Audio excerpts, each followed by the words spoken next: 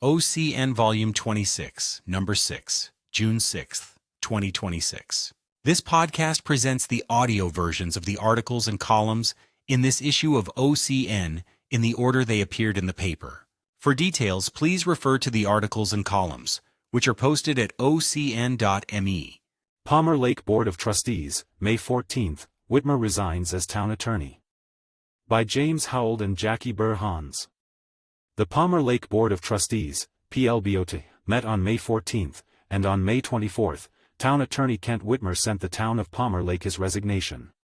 The board meeting scheduled for May 28th was cancelled due to a lack of quorum.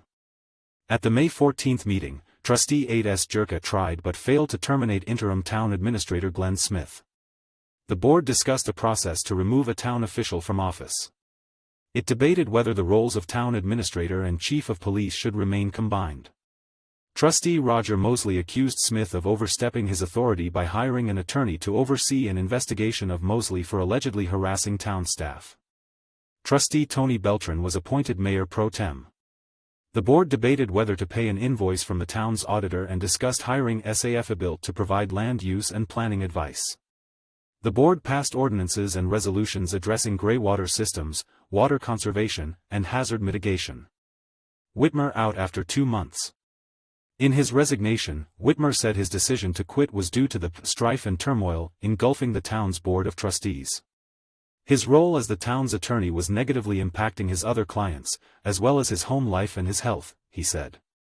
Whitmer was hired to replace attorney Scott Krob, who resigned in January.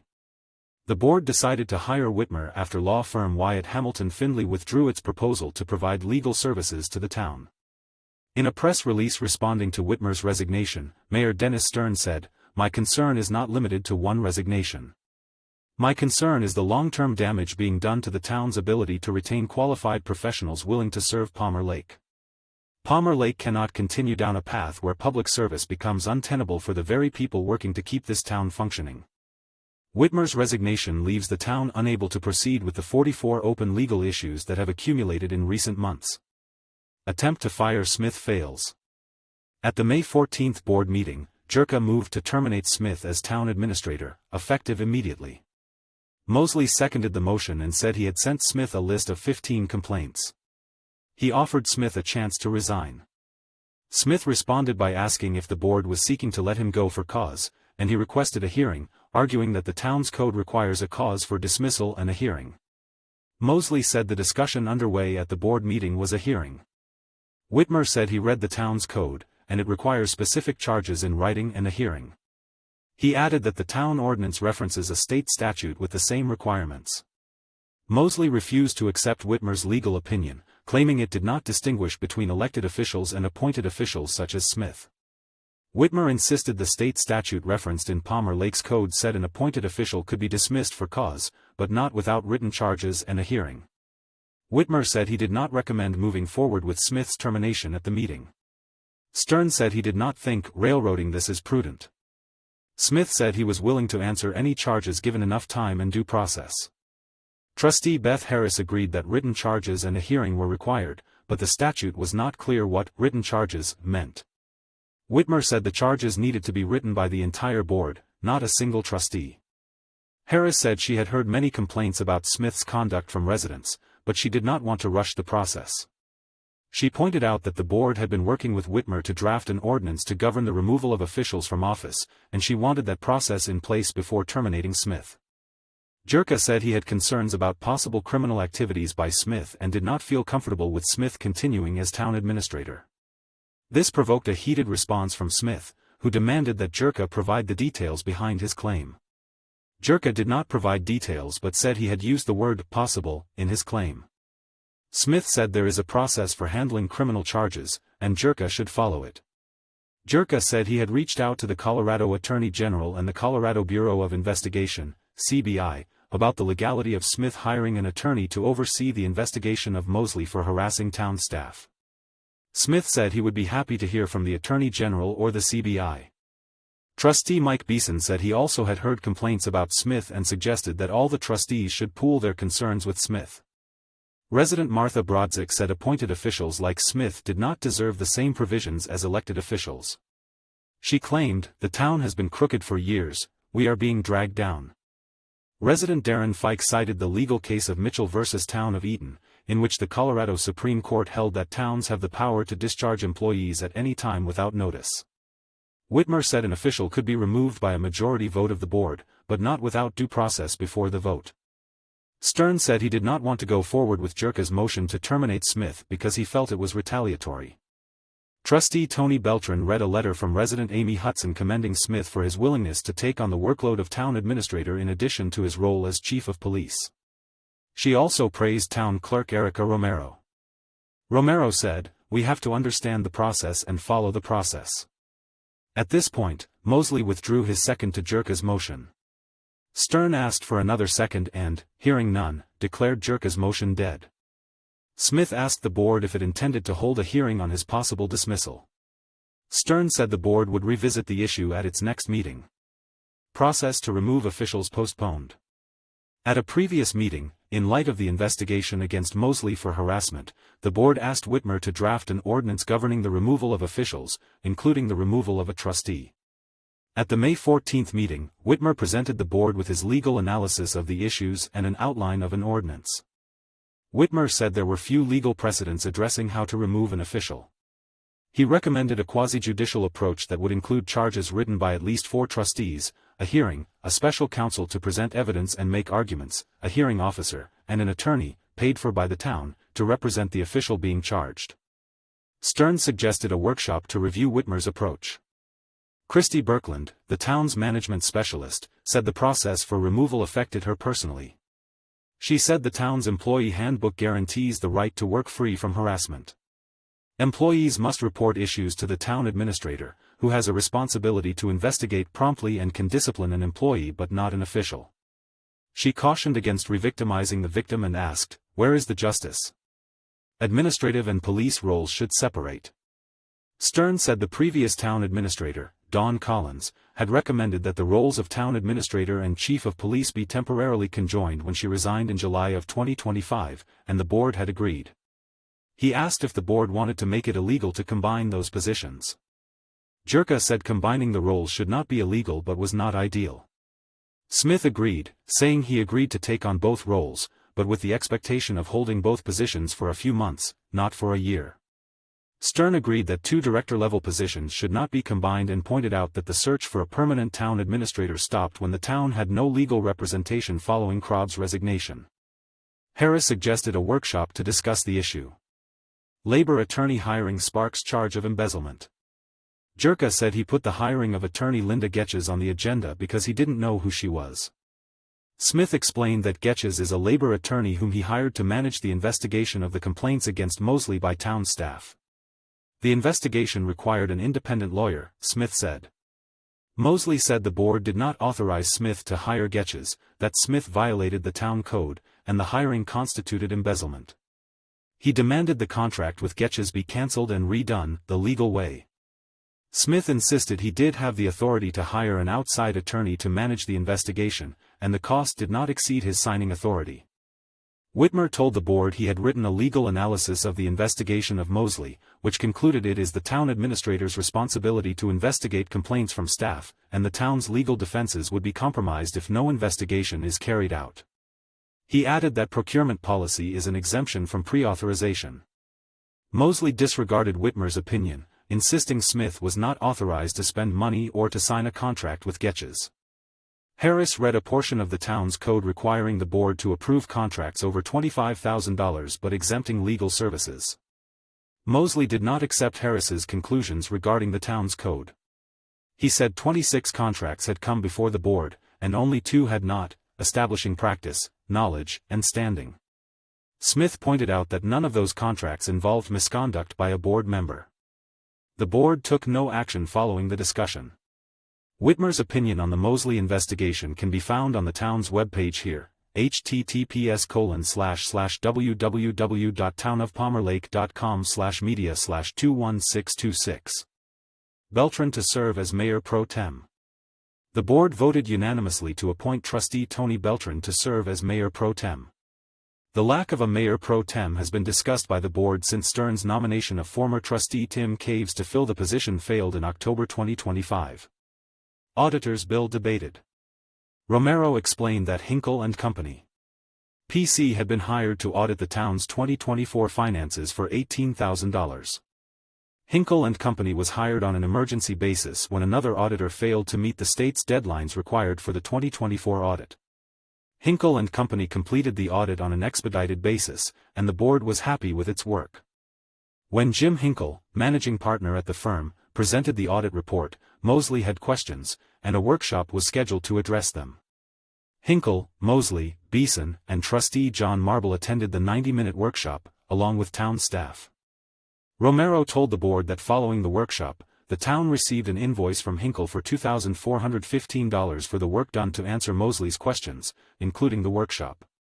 This amount was in addition to the contracted price of the audit, and Romero asked the board to approve payment on the invoice. Beeson asked if the contract addressed whether follow-up tasks would be included in the cost of the audit or billed separately. Whitmer said the contract gave an estimated price, and he found no "not to exceed" language. Mosley said, "We don't owe him that money. He owed us that hour." He denied asking for a workshop. Brodzik pointed out that Hinkle offered to come back for further discussion of the audit and said Mosley only requested an offline conversation. Romero pointed out that the auditor works for the board, not just one trustee, so a public forum was appropriate. She said Hinkle took phone calls regarding the audit at no additional charge. Stern moved to approve payment of the invoice. The motion passed, with Beeson, Beltran, Harris, Marble, and Stern voting in favor. Mosley and Jerka voted no. SAF built to provide planning services. Smith recommended that the board hire SAF built to provide land use planning on an interim basis and could reconsider once the town hires a permanent town administrator. SAF built offered a range of services at an hourly rate, Smith said. Materials in the board packet show that SAF built provides services to Larkspur, Kiowa, Foxfield, and Mancos. Following the discussion, the board did not take a vote on the issue. Greywater, water conservation, and hazard mitigation. The board adopted Ordinance 02-2026, which prohibits the installation of new greywater systems while grandfathering in existing systems. Ordinance 05-2026 was approved, granting the water supervisor and town administrator the authority to modify outdoor water schedules as needed without requiring a vote of the board. At Fire Chief John Vincent's recommendation, the board approved Resolution 23-2026, adopting the 2026 Pikes Peak Regional Multi-Jurisdictional Hazard Mitigation Plan, which ensures the town remains eligible for future federal and state disaster mitigation grants. The next regular board meetings are scheduled for June 11th and 25th. See the town's website at www.townofpalmerlake.com to confirm times and dates of board meetings and workshops. Meetings are typically held on the second and fourth Thursdays of the month at the Town Hall. Information, 719-481-2953. James Howell can be reached at jameshowell@ocn.me. Jackie Burr-Hans can be reached at jackieburhans@ocn.me. Gleneagle Civic Association, May 12, Many Voice Opinions on Court Petition. By David Feudy. During the Gleneagle Civic Association, GCA, board meeting on May 12 at Antelope Trails Elementary School, an open forum regarding the board's petition to the district court dominated the proceedings. The petition seeks to have the GCA's amended and restated Declaration of Covenants and Short-Term Leasing Amendment approved under a Colorado Common Interest Ownership Act, CCIOA, statute. Neither achieved the 67% approval in the 2025 GCA membership vote as required in the present covenants. The statute provides a means to have both approved through a court order after it has been determined that the petitioner, the GCA, has taken certain steps. More than 60 community members attended this meeting. Board members Mark Connell, President and Roads, Signs and Ditches Chair, Glenn Limbaugh, Vice President and Open Space Manager, Steve Curry, Treasurer, and Ray Mickelwright, Secretary, were present. Jeff McLemore, Architectural Review Committee, ARC, Chair, was unable to attend. To begin the open forum, Connell provided a summary of the Declaration of Covenants update and the related voting process in 2025. He said the board identified early in that year that the Declaration of Covenants needed to be updated, as most of it dates to 1983. The board began the process with town hall meetings to provide an opportunity for GCA members to provide input and feedback on amending the Declaration of Covenants and 2 related amendments on short-term leasing and an increase in the annual fee assessment. The board received feedback and answered questions directed to it through email and other correspondence from community members. Connell said there were dozens and dozens of changes made to the declaration's draft based on feedback from the membership. The updated Declaration of Covenants document and 2 amendments were completed in September. The board started the election on October 22 with a voting window lasting 60 days, until December 22. Connell stated, "Unfortunately, we didn't meet the prescribed number of responses, according to the existing declarations." He continued, "We emailed the membership to please vote, called many people, and went door to door on almost every street within the community asking the membership to please vote." He said, "That was the goal of the board, to get people to vote, and yet we weren't able to get a sufficient number." Connell continued that given the present declarations are 43 years old with many updates, the readability is difficult in the present covenants as, it points one direction then another. The resulting amended declarations document improved the readability and is what was voted on in 2025. In January 2026, the board learned of a provision in CCIOA, Colorado Statute 38-33.3-217, that allows for the amending of existing declarations of covenants. Connell said, "This petition allows for non-voting behavior. What do you do, as a board if you cannot get the required number of votes in order to pass declarations that are 43 years old?" The board engaged Altitude Community Law PC to first assess whether certain thresholds in the declarations of covenants updating and voting process were met to satisfy the statute. Once confirmed, Altitude developed a petition for court submission, requesting the Colorado District Courts to approve the amended Declaration of Covenants and short-term lease amendment. The court cannot rule on the annual assessment amendment. Background: the court petition was sent to all GCA members by Altitude after the petition was filed and a court date was set. The petition states that the statute allows Colorado District Courts a special restricted ability to approve amendments to the restated Declaration of Covenants, restrictions, and charges for Gleneagle.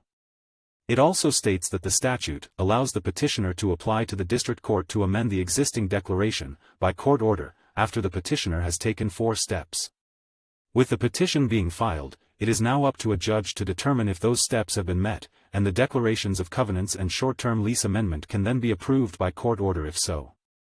The statute steps that need compliance for approval are in summary: a proposed amendment to the existing declarations has been prepared, all owners have been sent at least 2 notices, consistent with the Colorado Revised Nonprofit Corporation Act, of the proposed amendments from the association. Petitioner, GCA, has held at least 1 meeting to discuss the proposed amendments called in accordance with the petitioner's governing documents. More than half the owners required under the existing declaration have voted for the proposed amended and restated declaration and the proposed limited amendment to the declaration. This last step means that at least 33.5% of the lots, more than half of the required 2/3 vote currently required to amend the declarations, have voted for the proposed amended and restated declaration and the proposed limited amendment to the declaration. In Exhibit A of the petition, information was provided to demonstrate that those steps were met. According to the court petition, 38%, 270 of 704 lot owners, approved the amended declarations, and 36%, 251 of 704 lot owners, approved the short-term amendment. Thus, both approvals were above the 33.5% threshold required in the petition. The amended declarations had 396 recorded ballots, and the short-term amendment had 399 recorded ballots. About 300 lot owners did not submit a ballot. There were recorded ballots that lot owners chose not to vote on all 3 ballot measures. The petition, if approved, also states that for future amendment approval, the owner consent requirement for future amendments would be lowered from owners of 2/3 of the lots in the subdivision to owners holding at least 51% of the total association vote. As stated in the petition, it can be defeated by a written objection filed by any declarant entitled by the declaration to vote on the proposed amended and restated declaration and the proposed limited amendment to the declaration, or b written objections filed by 33% or more of the owners entitled by the declaration to vote on the proposed amended and restated declaration and the proposed limited amendment to the declaration. The hearing is scheduled for June 9 at 8:30 a.m. in the El Paso District Court on Tejon Street in Colorado Springs. Public Forum. Connell opened the forum to attendee comments after the board conducted its meeting agenda. The open forum consumed 55 of the 65 minutes of the board meeting. A summary of the back-and-forth comments and responses follows. During the open forum, several community members asked for information and questioned the costs of the voting process and the hiring of an attorney to submit the petition. Connell said the overall cost was $20,000. The 2025 vote and the development and filing of the court petition by Altitude was $7,000. He said the costs were approved by the board and posted in the financials, stating, "It's very transparent." Curry said the $20,000 included an attorney's flat fee and other attorney fees, mailing the ballot to lot owners, and providing the self-addressed stamped envelope for returning the ballot. Later in the forum, a past GCA board member in attendance stated, "For people who are concerned about $20,000 last year and the $7,000, for the petition, there wasn't anyone concerned about the $35,000 that we spent on a newsletter that was mailed out 2 or 3 times a year for well over a decade. That was before we had the HOA get title to our open space." Community members raised concerns about understanding the language in the petition and how different the amended declarations are from the existing declarations. Micklewright stated there is no significant difference between the old and new declarations as they're in basically the same kind of language. Connell and Micklewright spoke of the improved readability and ease in finding information in the amended document as opposed to the present covenants on a couple of occasions during the forum. At various points during the forum, community members wanted clarity whether or not it was made clear that abstaining or not sending in your response was equivalent to a no vote, and related statements attributed to past GCA Board President Jimmy Owenby made during a 2025 town hall. They interpreted his statements as that a ballot not returned would be considered a no vote, with one member stating they felt misdirected. A community member said, "Some people might not have voted because they thought it would be a nay." That lack of participation, based on an assumption, is now being used to validate getting a $20,000 lawyer to validate we have a non-voting community. Connell clarified the $20,000 was for the 2025 voting process, and the petition submission was $7,000. Addressing the non-vote being considered a no vote, Connell said, "Please vote" was the consistent message to the membership, by the board. Limbaugh added, "If you look at the numbers, we said 67% had to approve it. Then look at the participation, we had 60% of the community vote. That's yeas, nays, and abstentions. You needed 67% of yes. It's next to impossible to get that." Micklewright said, "We've never had a quorum for anything, ever. I think what people are doing is misquoting what the previous board president said because I was at those meetings, and I was not a member of the board, but I think what he was saying that we want to hear from you whether you vote for it or against it, because in our position as the board we need to make a decision because we have a fiduciary duty to the community. I think people have mistaken the fact that technically not voting counts as a no vote, but I don't think people were told that was an option for them." Later in the forum, Limbaugh said, "We keep hearing about Jimmy, our past president who resigned after moving to Denver. I called him last night and said, 'Jimmy, you made this quote that if you don't vote in actuality, it would be a no vote.' I asked, 'Can you explain that?' He said, 'You know the math. If somebody doesn't vote, there is no way you can get enough people,' and that is what he meant. There is a huge difference between a no vote and somebody that says, 'I'm not voting.' Ballots not submitted impact a vote as the covenant requirements for membership participation and potential approval cannot be attained. In the present GCA covenants, owners of at least 2/3 of the lots in the subdivision may amend the 1993 covenants of the declarant, Gleneagle Associates, Ltd., and 60% of owners of lots is required for a meeting quorum." A community member stated, "Why were those two things, declaration and short-term rentals, put in this action with the court?" Connell said, "Both meet the minimum threshold in the law." The community member continued that she wanted to know how many voted against the short-term rentals. Connell referred her to the petition where the vote count is noted. The community member then stated, "I understand update away. If you want to go to court to do that, absolutely. Once you go there and get these voting numbers changed, then do the vote, and then ask if people want that. Some people voted no, and now it is going through regardless of what we voted." Micklewright summarized the voting stipulations required to satisfy the statute, and that adding the short-term amendment to the petition made sense because that passed the threshold too. The community member said, "So, you had enough votes to say the judge can make a decision?" Micklewright said, "Yes." The next community member to speak said, this is the first time that a board has sued the majority, because 67% is still the majority, there were no 51% votes. So, you can't say the majority of people, of owners, voted 51%. The majority of votes was sent in. It was specifically said, and I swear 100% on that, and I know a lot of other people heard it said if you don't agree with this, I asked, so, if I don't send it in because of whatever reason I have, it is going to be a no vote. You guys all said, or whoever was the communication person or speaker up front said absolutely it's a no vote. The next community member said, I keep hearing you talk about the amount of people that did not vote. But what about the people that did? Like that doesn't mean anything? You can't control people that are not going to vote. But for the people that do vote, it's almost like a slap in the face. For me personally is how I feel. All I keep hearing you say is we didn't have enough votes. There are people that voted and the numbers said what they said with the votes that you got. A community member stated, in that last meeting that we had prior to the vote. I was online and that specific question was brought up: if you do not vote then that is counted as a no vote. And Jimmy said that is correct, but we do not want to encourage people not to vote. So basically, the conversation we are having, the legalities that are being taken, what the association is paying for against the voter. This is building a big mistrust in this board. That is where I am at. In response, Micklewright said, we have the right to be wrong. We could be wrong. The judge could say there are sufficient people who have filed an answer to the petition that they don't want the changes that I am under law, just like if there weren't those objections, I would be required to approve them, I would now disapprove them. So, we don't need to argue about it anymore. A judge will determine whether there is sufficient cause to either approve or disapprove the declaration of covenants and short-term amendment. Micklewright later continued, it is not us against you. It is about consolidating for today and for future boards and people in the community, a set of declarations that make sense and are consistent with law and that can be explained to people who purchase your property if you decide to sell.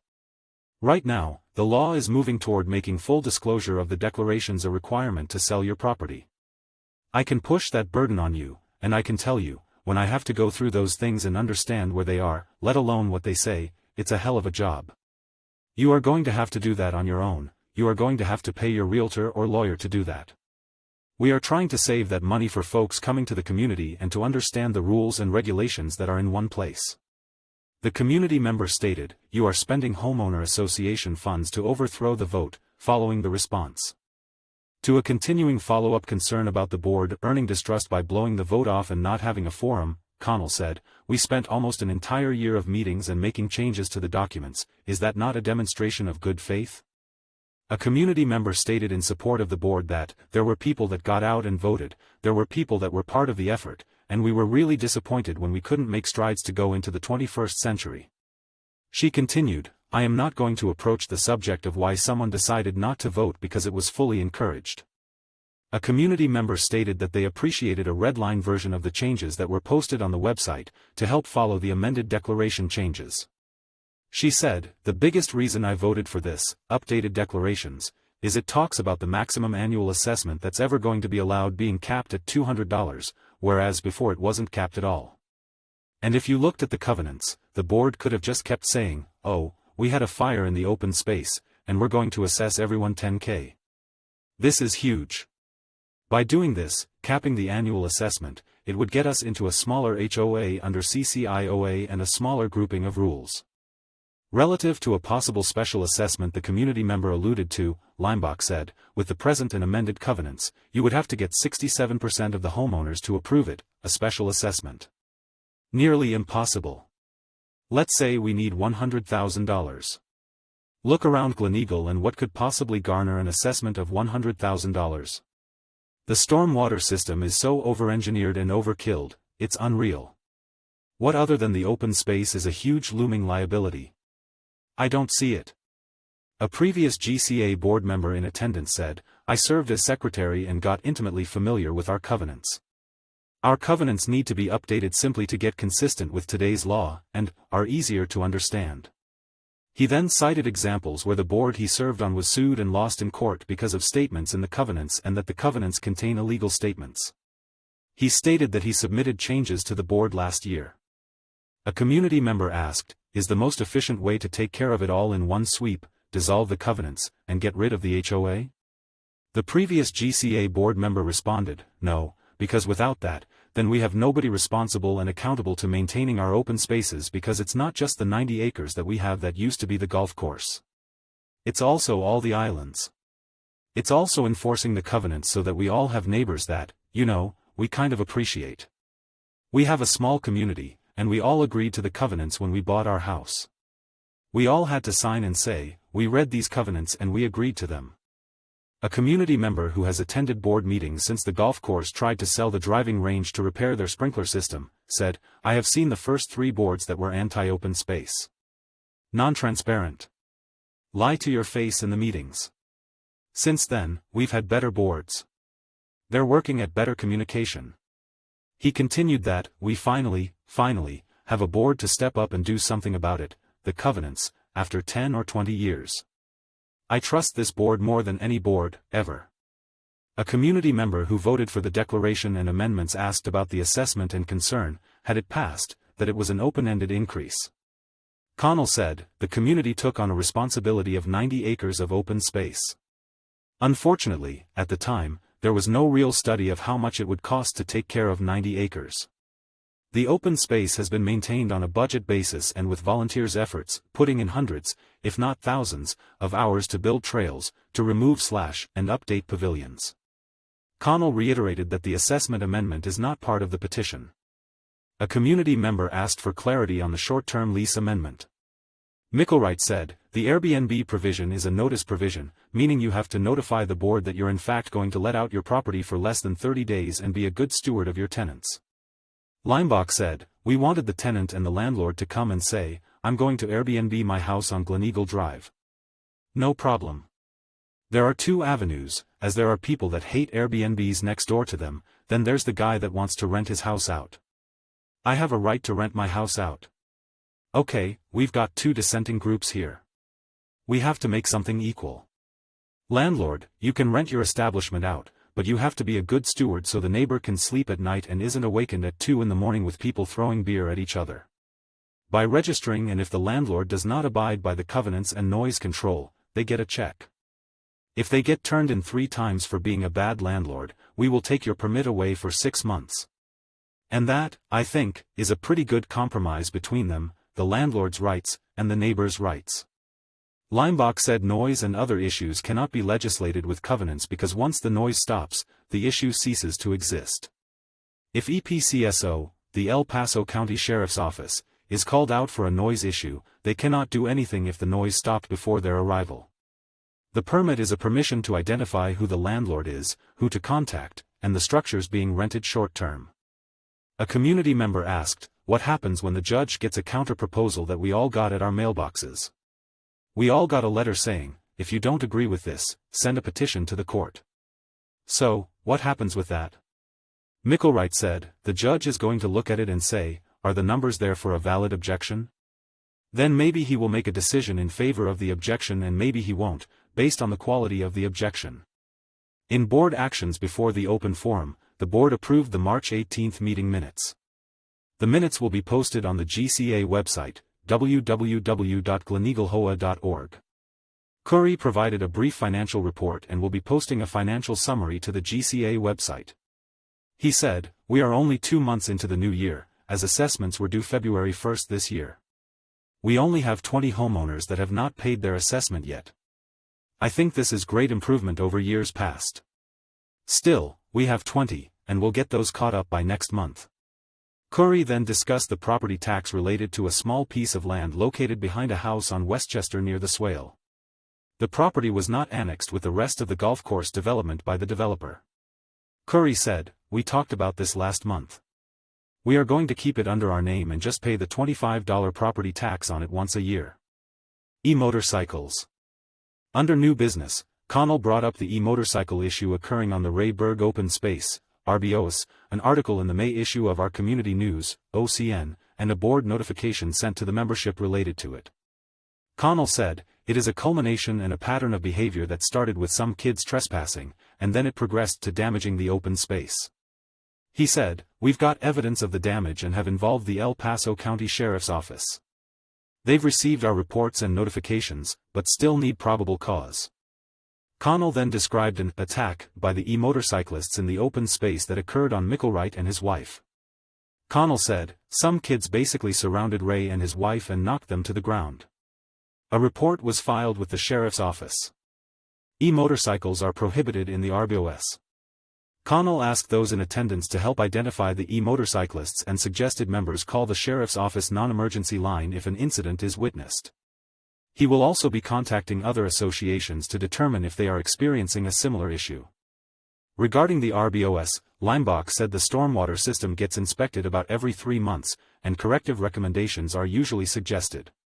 He said there are 4 basins, with the largest one being by Stone Eagle, with water exiting Gleneagle to the southwest.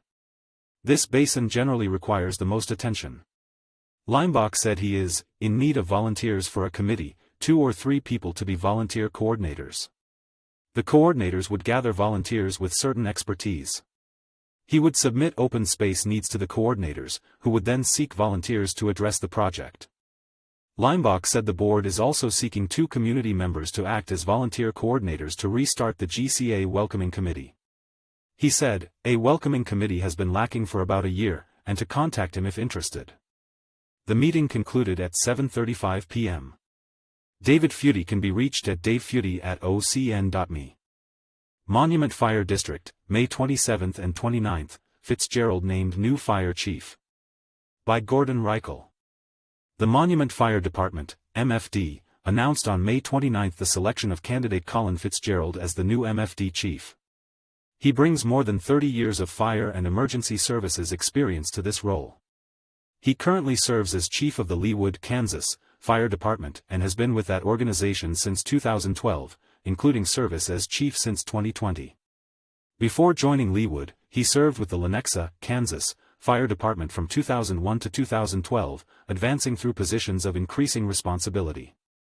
His academic and professional credentials include a master's degree in public administration, a bachelor's degree in technology administration, an associate degree in EMS and fire science, and completion of the National Fire Academy Executive Fire Officer Program.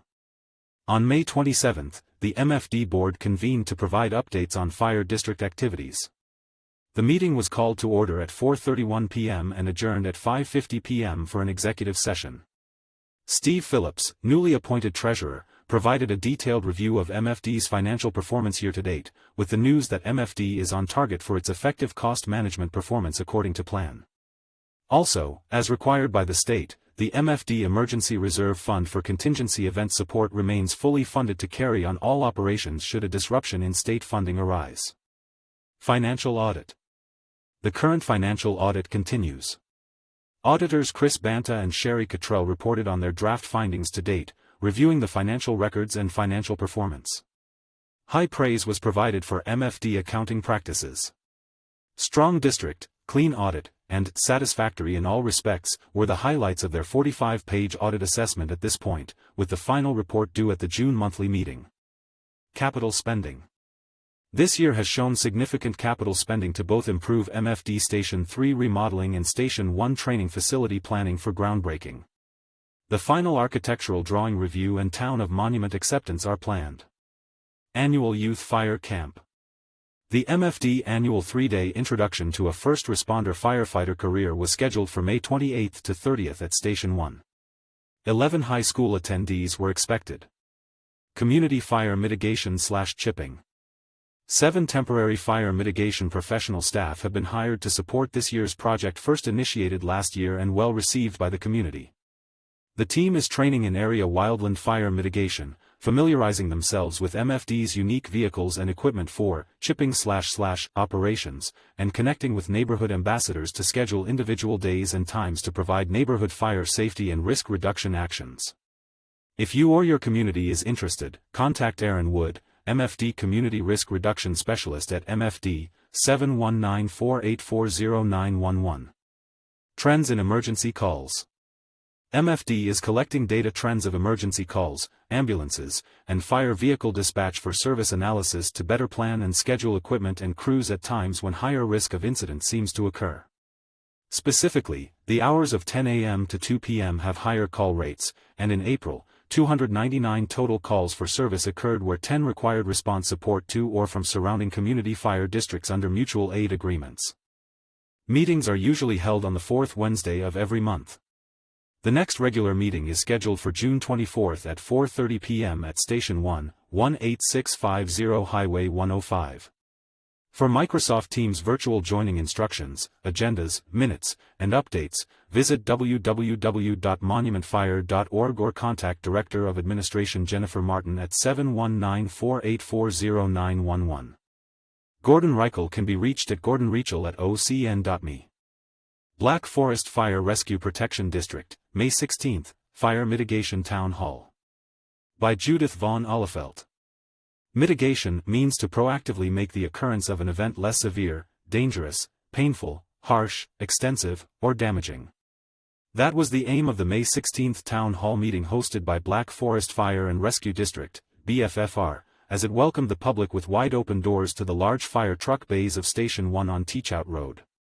Note, highlights are presented online as a recap of the meeting on the Fire District's website, www.bffire.org, and social media. Be sure to see the Black Forest Wildfire Preparedness Community Survey on that website.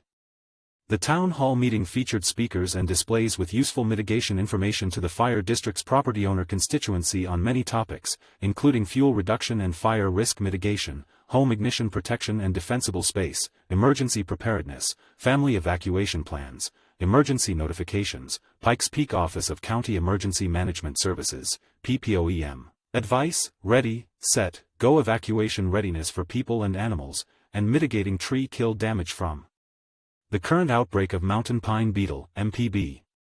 There are links to these and many other items, including the State Forest Service website, on the updated Black Forest Fire District website. The new fire chief, David Rocco, greeted attendees. Rocco emphasized enhanced public outreach and communication and thanked people for coming. Future programs are expected to be organized by Rocco, Deputy Chief Tony Cerrone, and the firefighter and administrative staff, including Rachel Dunn, Marina Fine, and Cody Poole. Speakers also included Dan Schroeder, Systems Reliability Supervisor, Mountain View Electric Association, MVEA, who explained the efforts and challenges faced by MVEA in forested and prairie areas to provide safe overhead and underground electrical service. Of particular concern was the work MVEA does to protect overhead wires by trimming or removing hazardous trees. Removal is preferred over delimbing or pruning in pine tree forests because pines do not react as well to pruning as deciduous trees and present special safety hazards. Fire Adapted Colorado, FACO, an organization that originated in southwestern Colorado and works directly with neighborhood groups to mitigate forest-based issues and connect citizens with appropriate resources, was described by Laura Thomas, FACO Director of Training and Network. Volunteer FACO Ambassador Andre Mouton of Monument explained how FACO had formed several neighborhood groups in the Monument Fire District, which brought neighbors together to solve local problems and stand ready to help Black Forest.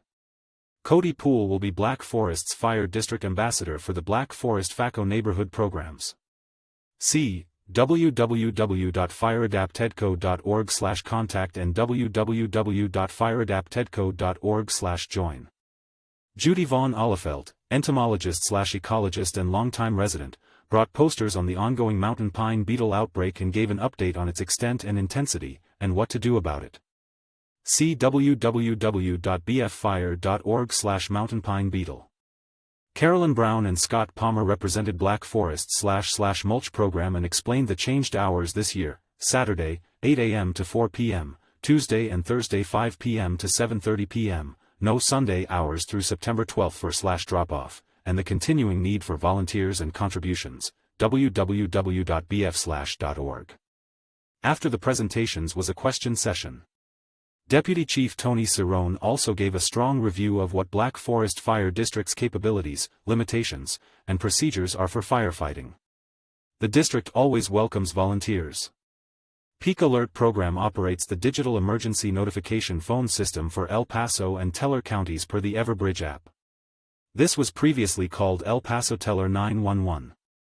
The meeting provided a way to check whether your phone number was in the Peak Alert notification system, and to sign up if it wasn't.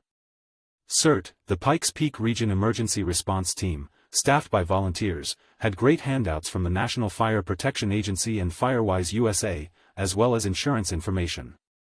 The Black Forest Fire District's new website is a great source of information. See the on-site consultation link to sign up for a property fire risk assessment. Watch for future town hall meeting notifications, and look online for more information at www.bffire.org. Judith Von Ollefeld can be contacted at judithvonelfelt@ocn.me. Monument Town Council, May 4th and 18th, Growth, Infrastructure among meeting topics. By Marlene Brown. The May 4th and 18th Monument Town Council, MTC, meetings focused on growth management, infrastructure planning, municipal governance, and community services. At both meetings, council members considered updates to long-range engineering standards, acted on land use and code matters, reviewed financial and hazard mitigation planning, and discussed new initiatives ranging from a town celebration to the adoption of an artificial intelligence policy for staff use.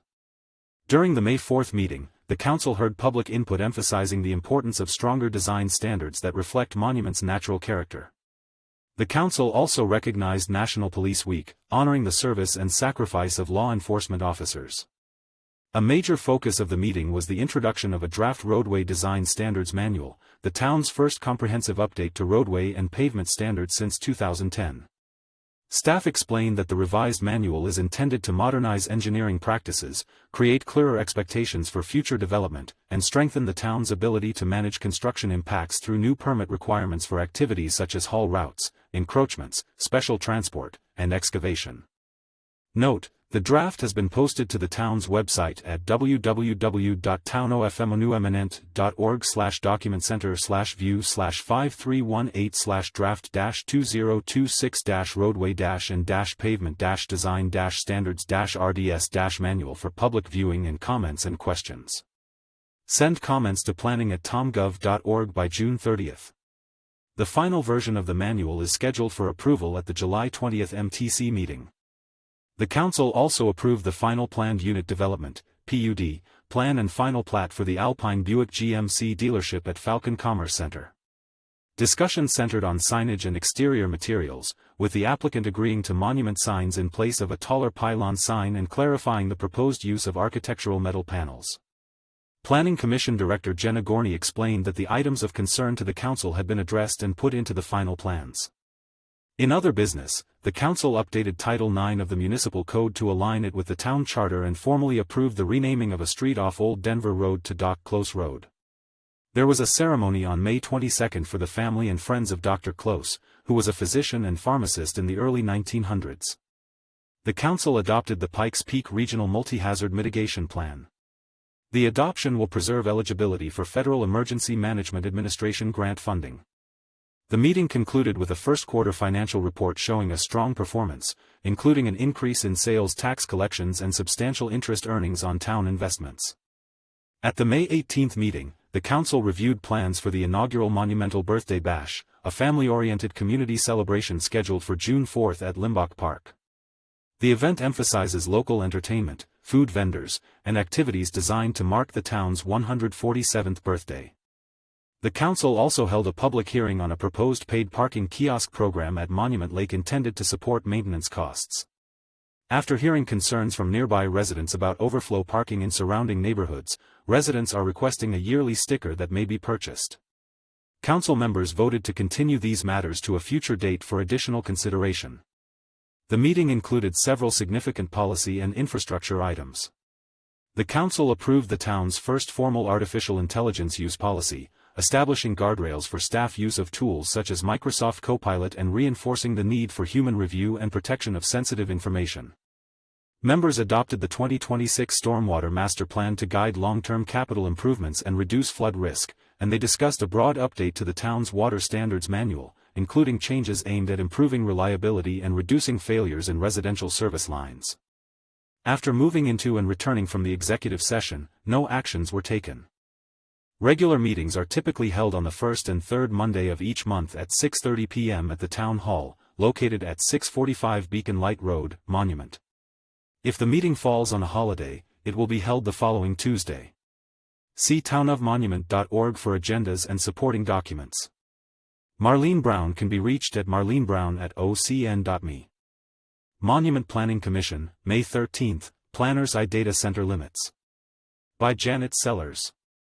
At the May 13 meeting of the Monument Planning Commission, local officials indicated they are moving to protect monuments' finite natural resources from the booming digital infrastructure industry.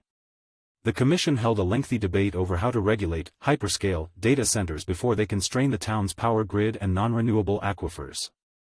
The discussion was triggered by an initial research report presented by senior planner Jenna Gorney. She warned commissioners that a sharp spike in developer inquiries across the Front Range means Monument must be proactive in writing protective land use codes rather than reacting to sudden applications. Massive resource demands. The core issue facing the Commission is the resource footprint of these facilities, which require continuous electricity and massive volumes of water to prevent computer servers from overheating. Furthermore, Monument's location within a wildland-urban interface, WUI, and its reliance on regional fire protection services highlight the critical importance of understanding whether local emergency response training, battery boundaries, and infrastructure can safely support this unique type of specialized development. Chair Ray Egley, drawing on his professional background in the construction industry, put the town's vulnerability into sharp perspective.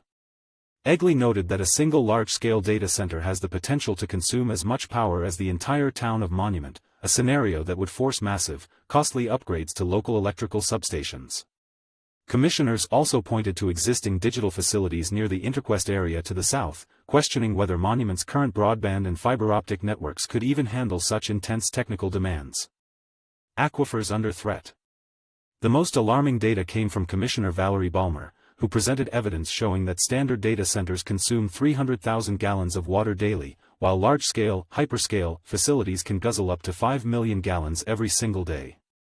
Balmer characterized the industry's water demands as an absolute risk to the town's long-term sustainability, warning that high-volume pumping could rapidly deplete Monument's finite, non-renewable groundwater supplies under the region's strict water sufficiency rules. Commissioners noted a lopsided return on investment for the community, pointing out that data center developers typically demand massive property tax exemptions to build, generate zero sales tax, and require very few long-term employees relative to their massive infrastructure footprint. While the Commission heavily debated enacting a temporary moratorium on all data center applications to buy time for code drafting, they ultimately chose a more measured path. Because local utility providers cannot currently issue a will serve letter due to capacity limits, the town has a natural buffer.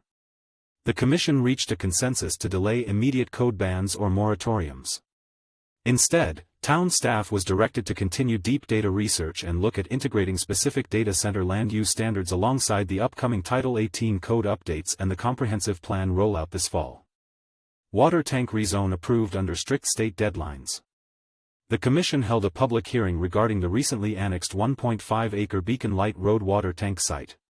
Following a multi-year land and easement acquisition effort, the town was required by state statute to formally apply a zoning designation within 90 days of the March 26 annexation effective date, facing a hard deadline of June 24. The parcel was unanimously approved, 6-0, for a rezone to the public P district to properly match its long-standing, real-world use as a municipal water facility.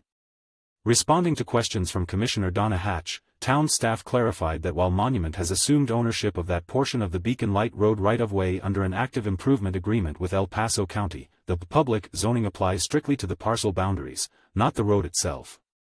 Commissioner Trujillo pushed for a guarantee on the record that the rezone wouldn't act as a blanket authorization for rapid, unvetted infrastructure intensity expansions in the future, which staff confirmed is not on the table. The vote also marked a defensive shift in local government procedures. Under a newly implemented practice designed to strengthen the legal backing of town decisions and protect them in a public forum, the vote wasn't just a simple roll call. Instead, all 6 commissioners, Egley, Peterson, Balmer, Hatch, Parr, and Trujillo, individually took turns stating their explicit rationale on the record, tying their approval directly to the town's official legal findings of fact under Land Development Code Section 18.03.140d. The recommended rezone will now move forward to the Town Council for final approval. Staff also noted they have collected the Commission's unified questions regarding metal buildings and materials to forward to the Town Council ahead of an upcoming joint workshop. The Planning Commission usually meets on the second Wednesday of each month. The next meeting is scheduled for June 10 at 6 p.m. For further information, please visit www.townofmonument.org/263/planning-commission-board-of-adjustment or contact 719-884-8028. A recording with a transcript of each meeting is also available online. Janet Sellers can be reached at janetsellers@ocn.me. D38 PCAC, May 12, CIC Report, Academic Excellence, 2026-27 Budget. By Harriet Halbig. The Lewis Palmer D38 Parent and Community Advisory Committee, PCAC, met at the district's Career and Innovation Center, CIC, on May 12 to conduct end-of-school year business and receive an introduction to the facility. CIC Presentation. Director of Innovative Programs Amy Ciankowski reported that the CIC currently offers programs in welding, home building, advanced manufacturing, aerospace engineering, electrical engineering, and civil engineering. The building features the only full-size robotics field in the state and is the home to the Barbotics team and programs for younger students. In the future, career pathways in biomedical sciences, computer science, and business will be offered. Ciankowski distributed information on these pathways. Regarding the biomedical pathway, Ciankowski said that she will speak with LabCorp and hospitals about the potential for health certification in various specialties. Note, for more information on the CIC, please go to the district website, lewispalmer.org, and select Career Technical Education as the department. A future feature will be a pathway to distinction, which is similar to a minor in college and will appear on students' transcripts. To qualify for Pathway of Distinction, a student in CTE, Career and Technical Education, Visual, or Performing Arts needs to complete a certain number of classes in the pathway, have a 3.5 GPA in the pathway, and complete one or more extra activities. Teachers are working on a menu of activities for students to choose from. This feature is expected in the fall. The District Transitions Program, also housed in the building, sponsors a coffee and snack cart to teach customer service, how to make change, and how to keep an inventory. During the summer, a greenhouse and flower boxes will be added to the site. Teachers at the CIC are all Lewis Palmer or Palmer Ridge High School teachers. There were 175 students enrolled at the CIC this year, with an expected 320 next year. A shuttle picks up students from both high schools in the morning and delivers them to the CIC. It picks them up midday and brings them back to the school, bringing a second group to the CIC until the end of the school day, when they are returned to the schools. The shuttle is free of charge. Academic Excellence. Director of Assessment and Curriculum Dr. Michael Braum distributed information on the results of the spring assessments. The results for the Colorado Measures of Academic Success, CMAS, tests for grades 3 to 11 were scheduled to be available beginning on May 29 in the Pearson Family Portal. Results from the PSAT 9, PSAT 10, and SAT student results were available beginning May 14 in Students' College Board accounts via the College Board Student Score Reports portal. There is no parent portal for College Board results.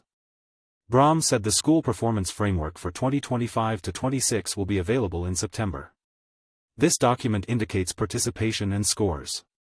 Braum anticipates slightly greater participation, 85% for English language arts and math, 77% for science, and 78% for social studies. There is a performance framework for each school and one for the district as a whole. Draft Budget Report. Chief Business Officer Brett Ridgway reported on development of the district's draft budget for the 2026-27 school year. State law requires that a proposed budget be prepared by May 31. Ridgway reported that 90% of the district budget comes from the School Finance Act. He predicts that there will be a decrease of 164 students in the 2026-27 school year, and the per-pupil operating revenue, PPR, will remain flat at $1.120, resulting in a reduction of $2 million in funding from the state. The proposed budget includes $2.5 million in capital investment. The health benefit cost will not increase as the district has devised a way to self-fund this benefit, thus avoiding a 16% increase in cost. Ridgway said he hopes to pare $2.9 million from costs through right-sizing of staff and supply expenses. He said that as of January 2026, there were no new hire bonuses and only positions that proved hard to fill after being offered for a long period would possibly involve bonuses. The district will also wait longer than in the past before hiring additional teachers due to anticipated class sizes. There will be no layoffs of staff, Ridgway said. Districts within the area are reporting compensation increases of 0 to 4%. In D38, there will be an across-the-board increase of 2.03%, with those at the lower end of the pay scale receiving a higher percentage than those at the top. Relationships and Communication. Communications Director Amy Matisek was unable to attend the meeting. Superintendent Amber Wetstein reported that the Communications Department will work over the summer to improve the district website, making it easier to find information. End-of-year business. PCAC co-chairs Renee Butler and Kristen Zook made a presentation to the Board of Education at its May 5 work session. They explained the new interactive method of discussion and asked that the board notify them of subjects they wished to discuss. It was decided at the April meeting to form a subcommittee to review and update the committee's bylaws. Volunteers were sought for the subcommittee. 2 new co-chairs will be needed in the fall. Dr. Lori Benton, who is a parent and a longtime previous district employee, volunteered to co-chair beginning in the fall. 1 additional volunteer is needed. Financial Transparency Committee update. Kristen Henry Dallager reported on subjects recently discussed by the Financial Transparency Committee. These included planning for funding of healthcare for district employees in the coming year and implementing the right sizing of staff and supply purchases. When discussing the Monument Athletic Complex on the site of Grace Best Education Center, it was noted that Douglas County approved in April the construction of Zebulon Regional Sports Complex, a 500-acre complex located in the Sterling Ranch area.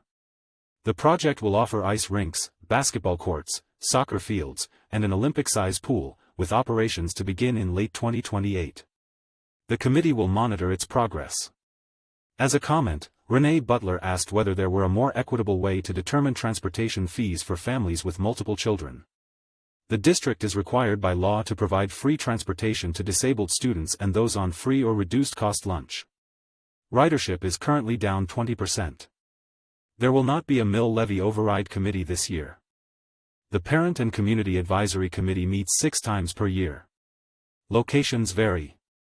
This was the final meeting of the 2025-26 school year. To view the schedule of meetings for the upcoming year, please see the district website lewispalmer.org, Family Resources, District Committees.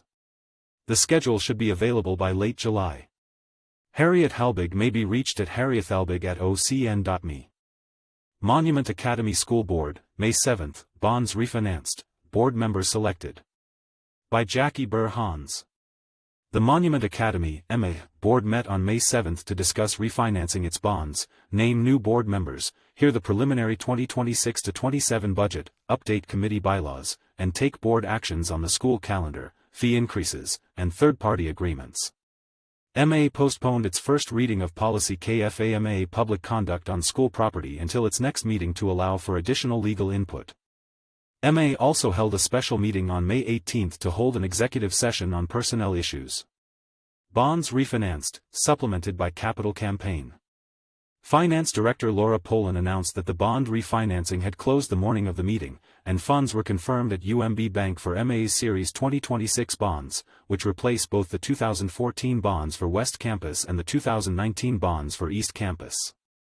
The bond has a maturity date of June 1, 2035, a 10-year bullet, where the principal is repaid in a single, lump sum payment. The bonds are eligible to redeem or refinance in June 2030, a 4-year call date. Poland said that issuance of $4.65 million for the track and field area was delivered, and MA had received reimbursement for track and field expenses they had been discussing. Expenses from now on will be paid by UMB, the bond trustee, she said. Poland reminded the community that MA would be using proceeds from the bonds and donations for the track and field at the 2024 gala to construct the track, field, scoreboard, discus area, and lighting. However, the Legacy in Motion capital campaign is still underway, hoping to raise money for bleacher seating, a concession stand, restrooms, and a press box structure. Board President Ryan Graham said that for 6 years, the debt structure had been an albatross around MA's neck, and now MA is out from underneath it. He thanked Poland for her efforts, and later the board unanimously approved a one-time $5,000 stipend as a bonus for Poland to recognize her work. Board members selected. Graham recapped the board election timeline, noting that 2 seats, his and that of Matt Ross, were open and 4 applications were received. One candidate withdrew before the candidate forum, and another withdrew afterward, leaving 2 candidates for the 2 open seats. He recommended the board proceed with a vote of acclamation since no election was needed. The board unanimously approved the motion, and the 2 candidates, Joe Fantacone and Adam Fisher, will be sworn in at the June meeting, and their terms will begin on July 1. 2026-27 Preliminary Budget. Poland reviewed the preliminary budget development assumptions, highlighting changes to next year's budget. At the time, she said the state had not yet finalized its per-pupil revenue, PPR, number. While there may be an increase in PPR, she said that with the election there would be a change in the governor and there might be a mid-year rescission that could lower the PPR. She noted that K-12 is one of the largest items in the state budget, which has faced significant deficits. There will be a ballot issue for a bracketed income tax, which, if it passes, should help. But if it doesn't pass, the state could bring back the budget stabilization (BS) factor and decrease PPR. MA is being conservative by predicting a flat PPR in its preliminary budget. She noted that with the refinancing of the bonds, MA could defer some of the principal payments in the first couple of years. Poland said that enrollment numbers are extremely positive thanks to the hard-working registrars. Registrar Lena Gross was comfortable predicting 1,100 students, an increase of 53. She said that in a cohort of other finance directors and chief financial officers, a lot of other schools are freezing salaries. MA is already in a salary freeze but is proposing to use its savings on deferred principal to provide a 2% bonus in September for staff. After the October count, election results, and any PPR adjustments, MA will know if the state will rescind money or not, and can then evaluate whether to approve a recurring salary increase for staff in the mid-year budget. Poland requested a special meeting at the end of May with the final PPR to get approval on the budget. Graham suggested May 18 or 19, and she said that might be doable given that the last date of the legislative session would be May 13. Graham said he and Board Treasurer Craig Carl were comfortable with the preliminary budget presentation and he gave credit to the marketing team working behind the scenes for the strong enrollment numbers. Carl gave kudos to Poland for using conservative numbers, saying it put the board at ease in making decisions. Board actions. The board approved adjustments to 2026 school calendars presented by Executive Director Colin Vinchattel, adding days to the universal pre-kindergarten calendar to build a cushion for missed days and adding the last day of school for teachers to the elementary and secondary calendars. The board approved increases to both the student fees and athletic fees, noting the increase in the cost of consumables, assessments, insurance, and technology. Vinchattel noted that fees were last changed in 2018. The board approved student fee increases from $175 to $200 for elementary students, and from $285 to $310 for secondary students who have access to more experiences. Athletic fees were previously a flat $150 for secondary school, but costs had increased, including referee fees and stipends for high school coaches who have a longer season. He recommended increasing the athletic fee to $175 for middle school and from $195 to $225 for high school. Vinchattel noted that costs are higher for football and golf and said MA's fees were still lower than those of surrounding schools and districts. The board approved moving both the Shirley Grammar and the Institute for Excellence in Writing, IEW, curricula into the parent review phase at the elementary campus. Vinchattel said that Shirley had been used previously up to 2018, but due to the time lapse needed to be reviewed. He said that MA would provide a sample curriculum online to parents. Vinchattel said that IEW has been used at MA's middle school for over 10 years, and this would bring the elementary curriculum in alignment, proving the same language, routine, and processes for consistency. Vice President Lindsay Clinton said that a review form would be provided along with the website access. She supports both curricula and appreciates giving parents a chance to review, and hopes people will provide feedback. Vinchattel said that Operations Manager Jake Dicus had met with the Monument Police Department to discuss the numbers for a Memorandum of Understanding (MOU) for School Resource Officers (SROs) for the 2026-27 school year. Dicus also discussed overtime for SROs at off-campus events and MA's contribution to new vehicles every 5 years. Vinchattel said the cost would be the same as last year, and Poland said she had budgeted this. The board approved the MOU.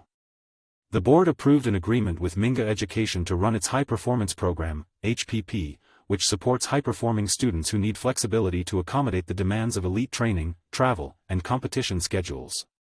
HPP students receive full PPR funding.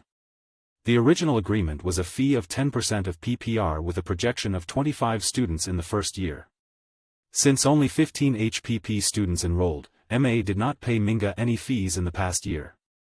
The new agreement calls for a flat $1,000 per student fee, which is a little over 7% of PPR, Vinchattel said.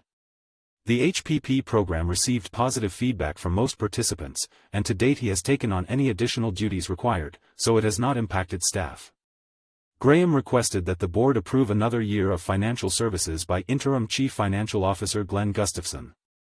While he has been taking a step back and giving Poland more of the day-to-day operations, he would be available as a safety net or backstop to help MA through some of the bigger issues it may see in the next school year. Carl moved to approve the agreement, and the board unanimously passed the motion. Board member Jalinda Digert noted that the Student Accountability and Advisory Committee, SAAC, bylaws were written when MA only had a West Campus. East Campus had been using those bylaws but realized they needed to be rewritten to reflect a two-campus school. The board unanimously approved the revised bylaws. Highlights. Board meeting highlights include: Executive Director Vinchattel noted that it was an exciting time with lots of ceremonies and graduations. He acknowledged the show choir, which received a rating of 1 at a CHSAA event, and wished students taking finals and advanced placement (AP) tests well. Finance Director Poland presented March financials by school level and by fund, highlighting where revenues and expenses compared to the budget in the 9th month or 75% of the school year. She noted the net income or loss, including the impact of planned deficit spending reimbursable upon bond refinancing. She announced the formation of Fund 43 to hold and disperse donated funds for the new Performing Arts Center, noting that design development documents were complete and construction documents were underway. Finally, she said the audit company had completed MA's 990 forms, which are posted on MA's website. Curriculum West Clinton reported that the committee had met earlier that day to focus on the writing curriculum and the field trip request process. Curriculum East Clinton said the committee had met on April 30 to focus on high school curriculum review and refining that process. SAAC East Digert said the committee had elected a new chair and worked on the bylaws. Finance Carl reported that the committee met on April 30. The big highlight was the bond refinancing, he said, thanking Graham for his leadership. He noted that enrollment remains the main trigger for the opportunities MA will have. Resources and Development Clinton thanked all who attended or donated items to the gala event. Upcoming meeting dates. The board unanimously approved moving the June regular meeting to the 4th and holding the board retreat on July 14, followed by the regular meeting on July 15 to accommodate the schedules of incoming board members. The MA School Board meets at 6:30 p.m. on the second Thursday of each month. The next regular board meeting has been moved to June 4 at 6:30 p.m. at the East Campus. The agenda and packet are available at tinyurl.com/my-boarddocs. Jackie Burr-Hans can be reached at jackieburhans@ocn.me. Lewis Palmer D38 Board of Education, May 18, Student and Staff Recognitions, CIC Update, Student Fees. By Harriet Halbig. The Lewis Palmer D38 Board of Education celebrated the achievements of several students and staff at its May 18 meeting. An update on the ongoing programs at the Career and Innovation Center was also received. Student recognition. 2 district high school seniors were named National Merit Scholarship finalists. Nicholas Berthelot from Lewis Palmer High School and Rhett Jones from Palmer Ridge High School were selected after a rigorous examination of test scores, interviews, essays, and staff recommendations. This honor recognizes exceptional academic talents and a strong combination of accomplishments, skills, and potential for success in college studies. Berthelot and Jones each made brief remarks and will both be attending the University of Alabama in the fall. Teacher of the Year nominees. Director of Communications Amy Matisek introduced 14 individuals who have been nominated for the Teacher of the Year award. Individuals were nominated by their schools and can apply for consideration at the state level. Matisek read a brief statement from the principal of each school. The nominees are Angela McNett, Bear Creek Elementary; Nicole Pritchard, Bear Creek Elementary; Allison Pulford, Bear Creek Elementary; Colleen Roy, Lewis Palmer Elementary. Rachel Showalter, Lewis Palmer Elementary. Amanda Stamen, Palmer Lake Elementary. Jennifer Roeder, Prairie Winds Elementary. Mike Howard, Ray Kilmer Elementary. Lisa Morgan, Lewis Palmer Middle School. Amy Robinson, Lewis Palmer Middle School. Melissa Kavanaugh, Lewis Palmer High School. Monica Tupper, Lewis Palmer High School. Tyler Dahl, Palmer Ridge High School.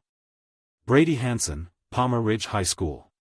Staff Recognition, Teacher Leadership Academy graduates. The district launched the Leadership Academy this year to recognize and develop staff who want to make a bigger difference. The academy included book study, guest presenters, and a capstone project completed by each participant. This year's academy included 12 participants. These are Alyssa Call, Bear Creek Elementary. Angela McNett, Bear Creek Elementary. Christina Mogi, Lewis Palmer Elementary. Colleen Roy, Lewis Palmer Elementary. Chris Scarsbrook, Lewis Palmer Elementary. Sandra Wood, Prairie Winds Elementary. Rebecca McGlinchey, Palmer Ridge High School. Nicole Schwinghammer, Palmer Ridge High School. Janine Dellinger, Lewis Palmer High School. Wendy Westfall, Lewis Palmer High School. Jennifer Koopman, Transition Services. Jana Strahan, District Office. Other recognitions. In her Superintendent Spotlight, Superintendent Amber Wetstein also recognized Ray Kilmer Elementary School as being designated a John Irwin School of Excellence by the Department of Education. This designation celebrates a school exceeding expectations in the performance framework. Lewis Palmer Elementary School's team was the champion in this year's Battle of the Books, where students read a number of books and answer questions about them.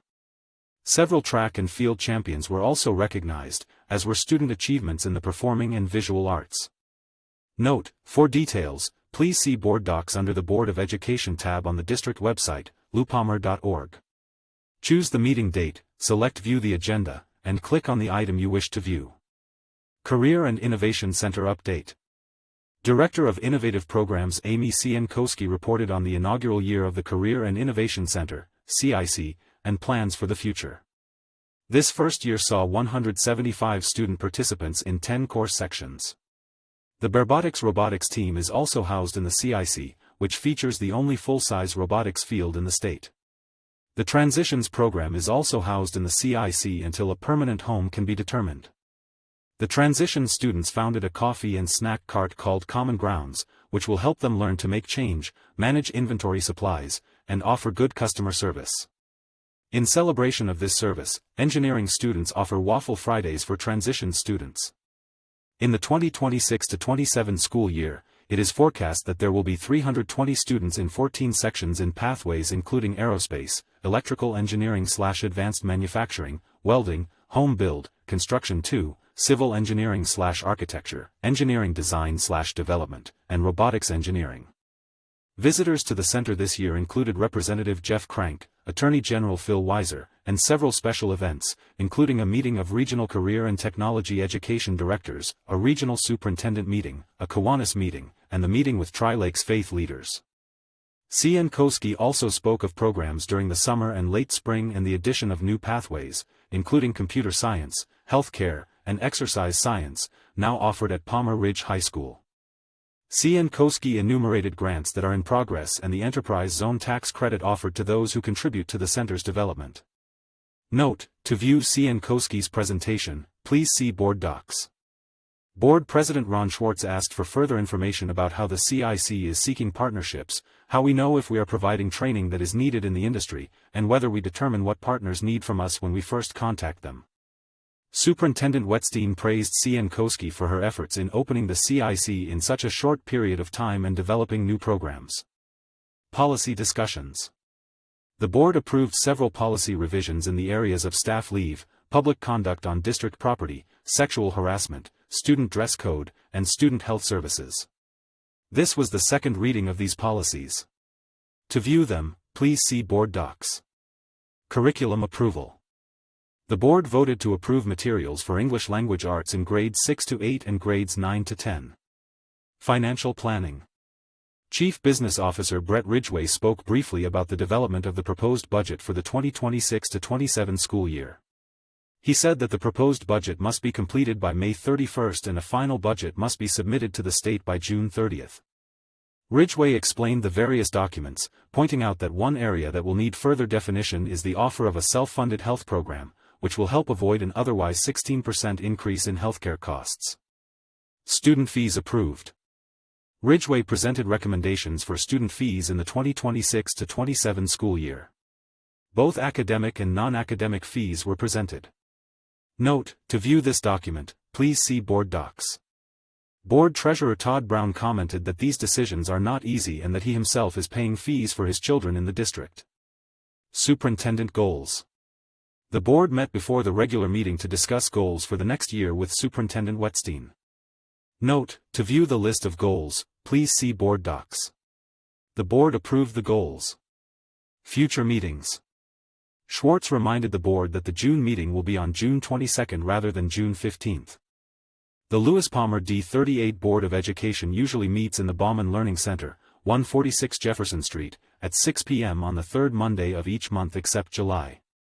The June meeting is scheduled for June 22 due to a scheduling conflict. For further information, contact VWOOD@lewispalmer.org. Harriet Halbig may be reached at harriethalbig@ocn.me. Woodmoor Water and Sanitation District, May 11, 2025 Finances audited. By James Howell. The Woodmoor Water and Sanitation District, WWSD, Board heard an audit presentation at its May meeting from Uli Keeley of Prospective Business Solutions. The board heard financial and operational reports, and the meeting ended with an executive session. 2025 audit finds no issues. Keeley commended the district staff for their work in preparation for the audit. She told the board that her audit of the district's 2025 finances found no issues and included a clean, unmodified opinion. Keeley found no significant deficiencies or material weaknesses in the district's processes. Keeley found the district's net position, what it owns minus what it owes, to be $72.4 million, an increase of $1.2 million over the previous year. She noted a decrease in total cash over the previous year due to the use of reserves to cover major capital projects.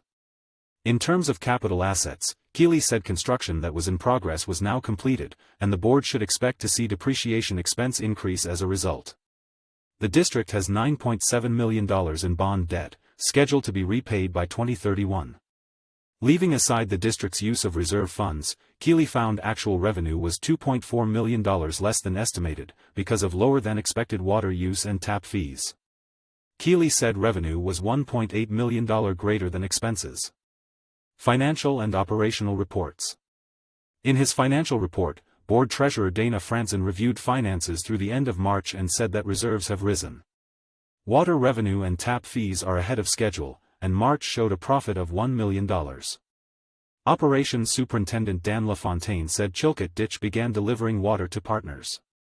Calls on Chilcot Ditch water from the holders of senior water rights have been moderate, LaFontaine said, adding he expected to be able to lease water from the ditch to the Arkansas Groundwater and Reservoir Association, AGRA, once the Division of Water Resources completes its transit loss model. LaFontaine mentioned that a drilling company had drilled through a water main on Bowstring Road due to an error by a locator. In her report, District Engineer Sidney Salins said the project to eliminate a lift station on Lost Arrowhead Drive was substantially complete. District Manager Jesse Schaefer mentioned that KOAA reporter Peter Choi had reported on the project, highlighting a resident's concerns about tree removal. Schaefer said the contractor preserved as many trees as possible. Salins said she was working on issues related to two traffic roundabouts El Paso County is planning to install on Woodmoor Drive, one north of the park and ride and one adjacent to Deer Creek Road. She mentioned the town of Monument is planning to widen the northbound lane of Jackson Creek Parkway from Higbee Road to Highway 105. WWSD will need to move sewer lines to allow for the parkway to be widened. Executive Session. The meeting ended with an executive session for the board to receive legal advice regarding potential agreements with Rex Colorado Corporation, Quantum Group, and Joey Incorporated. No action was taken following the executive session. The next meeting is on June 8 at 1 p.m. Meetings are usually held on the second Monday of each month at 1 p.m. at the district office at 1845 Woodmoor Drive. Please see www.woodmoorwater.com or call 719-488-2525 to verify meeting times and locations. James Howell can be reached at jameshowell@ocn.me. Monument Sanitation District, May 20, 2025 audit shows good financial health. By Jackie Burr-Hans and James Howell. The Monument Sanitation District, MSD, Board met May 20 to hear an audit report on its 2025 finances from Derek Watada of Olson, Reyes and Sauerwein LLC, the district's auditor. District Manager Mark Parker gave the board a report on operations. 2025 finances get clean opinion. Watada told the board that the audit process went well and there were no challenges working with the district staff. He noted that separation of duties was a challenge for MSD due to the small size of the district staff. Watada said he tested the credit card review process and did not find a formal review process for those transactions. He recommended having credit card transactions reviewed by a member of the board. Watada gave an unqualified opinion on the district's financial statements and said the board could file his report following a vote. The board voted unanimously to approve the draft 2025 audit report. Watada's report said MSD's actual revenue exceeded budgeted revenue by about $95,000. User fees were $128,000 greater than the budget, and income interest was $235,000 greater than the budget. Tap fees were $304,000 less than the budget. On the expense side, the report noted actual expenses were below the budgeted amount by about $1.53 million. The 2025 budget included $1.4 million for capital improvements, but none of this was spent in 2025. Sludge removal was $52,000 under budget, and $100,000 in contingency funds was not used. Budgeted repairs exceeded actual repairs by about $58,000, and pension contributions were under budget by $48,000. Watada's report listed the district's net position as $17.5 million.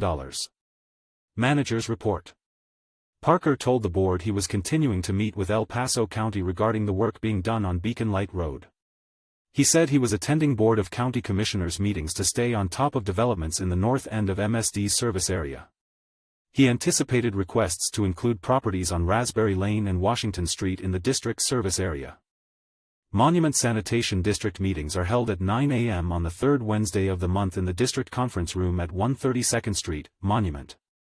The next regular meeting is scheduled for June 17. See monumentsanitation.district.org. For a district service map, see www.monumentsanitation.district.org/district-map.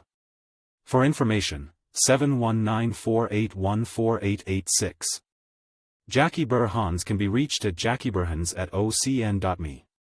James Howell can be reached at jameshowell@ocn.me. Donala Water and Sanitation District, May 21, Board hears 2025 audit. By James Howell and Jackie Burr-Hans. The Donala Water and Sanitation District, DWSD, Board met in May to hear the results of an audit of its 2025 finances from Jesse Siebert, Audit Manager at Holting & Company. The board appointed John Quasman, the district's newly hired general manager, to represent it on the board of the Loop Water Authority. The board heard operational reports from Deputy General Manager Christina Hawker and consultants Brett Gracely of Plummer and Roger Sams of GMS Inc. 2025 finances earn clean opinion. Siebert said she began the district's audit by testing internal controls and then basing her audit report on the results of those tests. She said the district staff was well prepared to help her. Her audit resulted in an unmodified, clean opinion, an indication that DWSD's financial statements are materially correct. Siebert's audit report shows that at the close of 2025, the district's net position, its assets minus its liabilities, was $52.2 million, an increase of $2.5 million from the previous year. Capital assets net of depreciation increased by $1.5 million over the previous year, and long-term debt decreased by $584,000. DWSD's total revenues were $10.5 million, and its total expenses were $8.1 million. Operating revenue, at $6.8 million, showed an increase of $403,000 over the previous year. Operating expenses were $7.8 million, an increase of $726,000 over 2024. Capital expenditures, at $3.4 million, showed an increase of $2 million over 2024, due to spending on new wells and well maintenance. TAP fees for 2025 were $190,000. Board President Wayne Vanderschwer said that, given the impact of inflation and the many projects the district completed in 2025, the financial results were notable. The board voted unanimously to accept Siebert's audit report. Quasman to serve on Loop Board. The board voted in favor of Resolution 2026-3, which appoints General Manager John Quasman as the district's representative on the board of the Loop Water Authority. Before joining DWSD, Quasman served as the Loop's workflow manager and coordinated the work of the engineering companies that began the design of the Loop's proposed infrastructure. Hawker will continue to serve on the Loop Board as DWSD's second representative. Water operator Cade Pennington will continue as DWSD's alternate representative on the Loop Board. Operational reports. In her manager's report, Hawker told the board that water revenue at the end of April was a little behind, but she expected it would catch up during the summer months. She reported that the fire mitigation project on the district's Willow Creek Ranch had been scoped, and requests for proposal have been drafted and will be published by early June. The goal for the mitigation project is to begin during the summer and be completed by fall. Hawker updated the board on her efforts to find public relations companies to help DWSD educate its customers regarding the district's need to increase its debt limit to allow it to move forward with large capital improvement projects. Magellan Strategies and Bachman PR submitted proposals, she said. Magellan Strategies proposed conducting surveys of district customers to determine support for a potential ballot issue for $15,500. Bachman PR proposed a 12-month campaign including surveys, websites, presentations to customers, and articles in newsletters, for $70,000 to $95,000. Hawker asked for direction regarding the amount of debt increase the ballot measure put to voters. Vanderschwer said the ballot measure would specify the maximum amount the district could borrow, but the board could borrow less. The amount would need to be enough to address capital projects that we can't see right now, including possible upgrades to the Upper Monument Creek wastewater treatment facility, he said. Hawker said she had received calls regarding how a discussion of the North Monument Creek Interceptor, NMCI, project at a previous DWSD board meeting had been reported in our community news, OCN. The OCN article said, NMCI does not provide a way for participating districts to reuse their treated wastewater. Hawker said the article was accurate, but she wanted to clarify the board's understanding of NMCI. She asked Gracely to give an engineer's perspective on NMCI. Gracely said NMCI is a wastewater conveyance project that will collect wastewater from the Air Force Academy Visitor Center, and from any sanitation districts in northern El Paso County that elect to participate, and move it to the J.D. Phillips Water Resource Recovery Facility, JDPWRRF, near Garden of the Gods Boulevard for treatment. Triview Metropolitan District and Forest View Metropolitan District have joined NMCI, Gracely said. NMCI does not affect water rights or ownership, and the participating districts must do their own water rights accounting and manage the treated effluent released from the JDPWRRF through exchanges or any other method they choose. Sams told the board that construction had started on a Subaru dealership within the DWSD service area west of the My Place Hotel, near the traffic circle on Struthers Road. The plans for the dealership will need to accommodate some DWSD easements and infrastructure, and the district will need to monitor their wastewater. Sam said the dealership's water usage would be high due to its car washing operation. Sams also mentioned Santa Fe Meadows, a residential development Classic Homes is planning south of the Falcon Commerce Center and west of I-25. DWSD has a pipeline that lies underneath the development. The site will need to be graded, and that will affect the depth of coverage over the district's pipeline, Sam said. He suggested inspecting the pipeline before construction begins. Finally, Sam said the Latrobe water storage tank would be taken offline the week following Labor Day in preparation for recoating.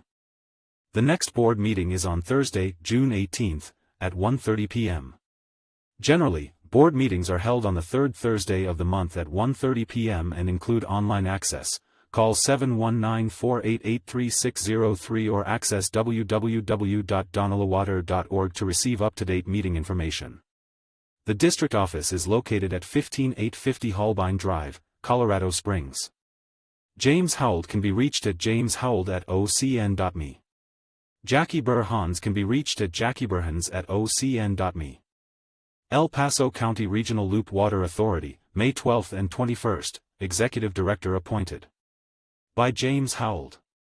The El Paso County Regional Loop Water Authority, EPCRLWA, or the Loop, held a special session on May 12 at which it selected an executive director, hired a new firm to audit its 2025 finances, approved agreements regarding the design of pumps and pipelines and the expansion of the Calhoun Reservoir, and discussed administration of the engineering services contracts the Loop has with companies responsible for aspects of the overall Loop project. At its regular meeting, the board heard a summary of available grants from interim workflow manager Rebecca Hutchinson, decided to opt out of Colorado's family program, and heard a financial report. The meeting ended with an executive session, followed by a vote regarding the employment agreement for the executive director position. Executive director appointed. At the May 12 special session, Board President Jesse Schaefer said that the finalists for the position of executive director had been posted on the Loop's website, and a consensus had been reached among the board members that Anthony White was the best available candidate for the position. Schaefer asked the board to appoint White and said an employment agreement would be worked out if White accepted the position. Nicole Pakoff, the Loop's attorney, suggested completing the appointment process at an executive session at the board's next regular meeting. Pakoff said that an employee handbook had been adopted to provide a framework, including benefits, for the executive director position and recommended drafting a contract only if White requested one. The board voted unanimously to appoint White as executive director, subject to his acceptance and final negotiations. The May 21 meeting ended with an executive session to consider negotiations related to the employment agreement with the executive director. Following the executive session, the board voted unanimously to authorize Schaefer to continue negotiations with White, and, in the event White declines the Loop's offer, to extend an offer of employment to Jason Hann. New auditor hired. Schaefer asked the board to approve an engagement letter with Soren CPAs PC for that firm to audit the Loop's 2025 finances. The letter estimated that base audit procedures and financial preparation would cost $8,500 to $10,600, depending on the complexity of the work to be performed and the quality of the Loop's financial records. The board voted unanimously to approve the letter. Engineering agreements approved. The board voted to approve 2 engineering services agreements, the first with JVA Incorporated to complete the final design of the pump stations and pipelines required by the project, and the second with CDM Smith for the final design of the enlargement of the Calhoun Reservoir to hold 750 acre-feet of water. The agreement with JVA details a list of tasks beginning with the creation and management of a schedule for the work, including data collection and environmental studies, and ending with the procurement of equipment requiring long lead times. The agreement with CDM Smith includes addressing deficiencies with the Calhoun Reservoir Dam and construction of a diversion point to draw water from the Chilkat Ditch, a sedimentation basin and a means to convey water from the reservoir to the Advanced Water Treatment Plant. Schaefer said the agreement addressed 2 potential designs for water conveyance, one gravity-based and the other requiring pumping stations. Engineering service contracts discussed. The board discussed how to manage engineering service contracts until a new executive director joins the team and gets up to speed. Schaefer said the board could approve changes to contracts with engineering companies or it could delegate those decisions to the design teams currently overseeing the engineering companies.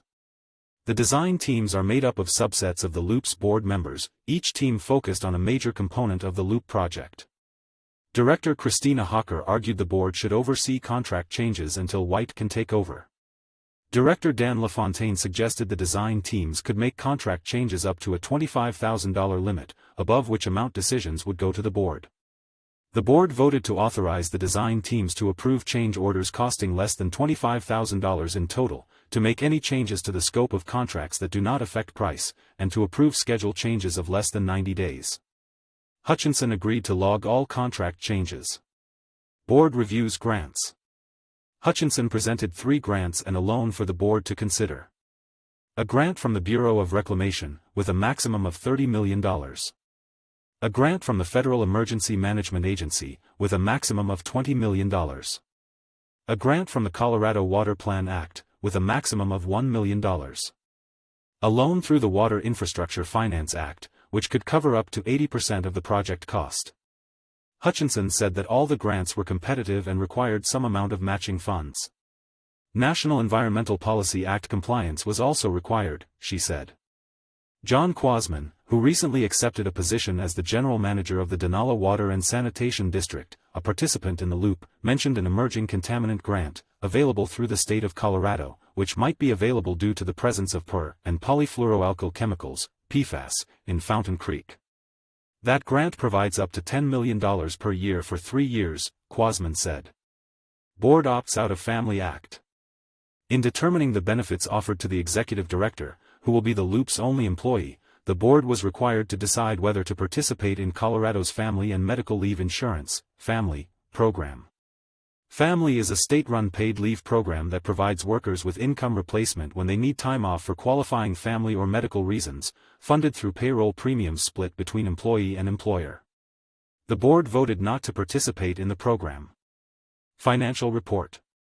Corbin from & Company, LLC, the Loop's accounting firm, told the board invoices totaling $499,000 had been received in April. Schaefer noted that Merrick had billed the Loop for 2 months' work. The board authorized payment. He said the El Paso Board of County Commissioners, BOCC, which administers the funds the Loop received for the American Recovery Plan Act, had reimbursed the Loop $597,000 for its Q4 2025 expenses, and he had submitted an invoice to the BOCC for $612,000 to cover the Loop's Q1 2026 expenses. From said the Loop had spent 10% of its budget for 2026, and its cash reserves were $723,000 at the end of April. Schaefer asked From to invoice the participating districts for half of their annual financial commitment to the Loop. The board voted unanimously to accept the financial report. The next regular meeting is scheduled for June 18 at 9 a.m. Regular meetings are held on the third Thursday of each month at 9 a.m. at the Monument Town Hall at 645 Beacon Light Road. Please see loopwater.org or call 719-488-3603 to verify meeting times and locations. James Howell can be reached at jameshowell@ocn.me. Triview Metropolitan District, May 21, Northern Monument Creek Interceptor Project Financing Restructured. By Aaron Poole. At the Triview Metropolitan District, TMD, regular meeting on May 21, the board reviewed proposed amendments to the Northern Monument Creek Interceptor, NMCI, Bond Resolution 2026-2006. The board also received updates on TMD operations, a milestone water delivery, weed mitigation efforts, and NMCI construction updates. The board held an executive session regarding economic development and the Colorado Revised Statutes on Intergovernmental Agreements, IGA, with the town of Monument to review positions and strategies for future negotiations. NMCI Bond Resolution Amendment. At the April board meeting, a resolution was reviewed and approved establishing revenue bonds for participation in the NMCI project. An amended resolution, 2026-2007, addresses how financing was structured through 2026-2006 to issue the new bonds as parity debt in alignment with bonds issued in 2018 and 2020. Upon further review, it was determined that a debt parity arrangement would not work primarily because the tap fees collected by TMD over the last several years, though available to pay down debt, cannot be used in the calculation to establish parity of the bond. Tom Peltz, partner at Katak Rock Law, created an amended version of the bond resolution addressing this issue, which was provided to the board for review. In an effort to make the bonds as equal as possible, the new resolution identifies the district's existing outstanding bonds as first lien, or first position, series, and prohibits any additional first lien bonds in the future or any other obligations being put in front of the bonds being issued through Resolution 2026-2007, which are considered second lien series bonds. The amended resolution includes language that the Monument IGA, sales tax revenue imposed in 1990 as Ballot Initiative 2A and intended to be used for water infrastructure, will specifically be pledged to the second lien series bonds. A portion of the Forest Lakes IGA revenues will also specifically be pledged to the second lien series bond repayment as the Forest Lakes share, which is about 20% of the project. Andrew Ma, broker with Piper Sandler, reports that the restructure of the financing through the addition of the monument sales tax and Forest Lakes IGA note and creation of a second lien, reduces the amount of debt repayment from about $74 million to $72 million over a 30-year term. Interest rates for the project could be locked in mid-June. The board unanimously approved Resolution 2026-2007. American Rescue Plan Act Grant Tank Project Update. Assistant Manager Steve Sheffield said the reimbursement paperwork for the final payment of $299,000 of the $1 million American Rescue Plan Act grant put toward the new water storage tank has been submitted. Phase 2 of the project is the installation of pipework needed to support the tank, to be completed this summer. The tank will be installed as Phase 3 in the next 1 to 2 years. The Venison Creek Park project is complete. It was slightly over budget because of the need to redo some concrete work to make it ADA compliant. A ribbon-cutting ceremony for the park is being planned. Milestone water delivery. Water Treatment Superintendent Gary Potter updated that in a historic milestone, the first water was delivered from Bale Ditch to Pueblo Reservoir. The process from purchasing to utilizing water rights has taken a lot of time and persistence, he said. A water trade was made with the Arkansas Groundwater and Reservoir Association, which moved water from Big Johnson to Pueblo Reservoir with almost no water loss thanks to strong relationships with partners, which is especially important in times of drought. The Consumer Confidence Report for 2026 is completed and a notice will be sent to customers with their May bill. Potter reports that more well water will be used this year to save money and retain stored water in case of a sustained drought in the next year. Well water use will be closely managed to prevent overuse. Noxious weed mitigation. Parks and Open Spaces Superintendent Matt Reno said selective applications of herbicide are being made to reduce and control noxious weeds at Chicago Springs Ranch and other locations throughout TMD. Commercial applicators are used to target weeds and minimize the spread of herbicide. Monitoring for invasive weeds in TMD is part of a 10-year revegetation plan. NMCI Pre-Construction Meeting. District Manager Jim McGrady attended a pre-construction meeting for the NMCI, as the Northern Entities representative. Other representatives at the meeting included the Air Force Academy, AFA, EPA, Colorado Springs Utilities, CSU, and Garney Construction, project contractor. Due to the tremendous efforts of CSU and other partners, McGrady said, the project has received the permits needed and is close to starting. CSU completed much of the pre-work, saving TMD a significant amount of money and time. Construction of NMCI was slated to begin June 15 at the north end of the project. A trailer farm will be created adjacent to the parking lot of Compassion International to support construction and staff for the project. Construction will be close to the new Santa Fe Regional Trail from the AFA Visitor Center south for the near future. McGrady spoke with Jenny Bishop, a project engineer with CSU, who supported the convey, treat, and deliver contract with TMD. The Southeastern Colorado Water Conservancy District, SCWCD, board recently approved CSU to sell and deliver water outside the SCWCD boundaries, which includes TMD. The Colorado Springs City Council was scheduled to review the proposal to sell and convey beyond SCWCD on May 19. If approved, TMD will be able to renegotiate the convey, treat, and deliver contract from a 25-year term to a 99-year term, as well as delivery rates and amounts. TMD discussions with CSU are expected to take place after the May 19 decision. The board moved into an executive session at 7:15 p.m. Meetings are usually held on the third Thursday of the month at the district office located at 1641 Baja Drive, West Baptist Road, with access via Terrazzo Drive.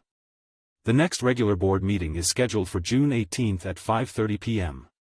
For Zoom meeting joining instructions, meeting agendas, minutes, and updates, visit https://triviewmetro.com. Download a map of the NMCI project. Aaron Poole can be reached at aaronpoole@ocn.me. Our community news celebrates 25 years. By Michael Weinfeld. While more than 3,300 newspapers have folded nationwide since 2001, our community news has managed to survive. It's celebrating its 25th anniversary this month. The free Monument-based monthly started in response to the fallout from a proposed development that divided the town of Monument, just like Buc-ee's is doing to Palmer Lake and the Tri-Lakes area today. The Batch Plant Battle. In 1998, 2 concrete batch plants were proposed for North Washington Street in Monument, near where the dump is today, that would have been adjacent to residential housing. In a phone interview on May 5, OCN publisher John Heiser said, "That didn't sound right." Residents were concerned about pollution and heavy truck traffic. Heiser said the plants would have needed a lot of water, maybe 1 million gallons a month, maybe more. Heiser, a retired engineering consultant, helped form a group called the Coalition of Tri-Lakes Communities that was opposed to the plant. He said the group testified before the Monument Board of Trustees, which rejected the plan 4-3. It divided the town certainly. It divided the Board of Trustees, Heiser remembered. The trustees who favored the batch plant were not re-elected. The recall election. When the new board fired the popular police chief, ballot measures were filed to recall most of the trustees and the mayor.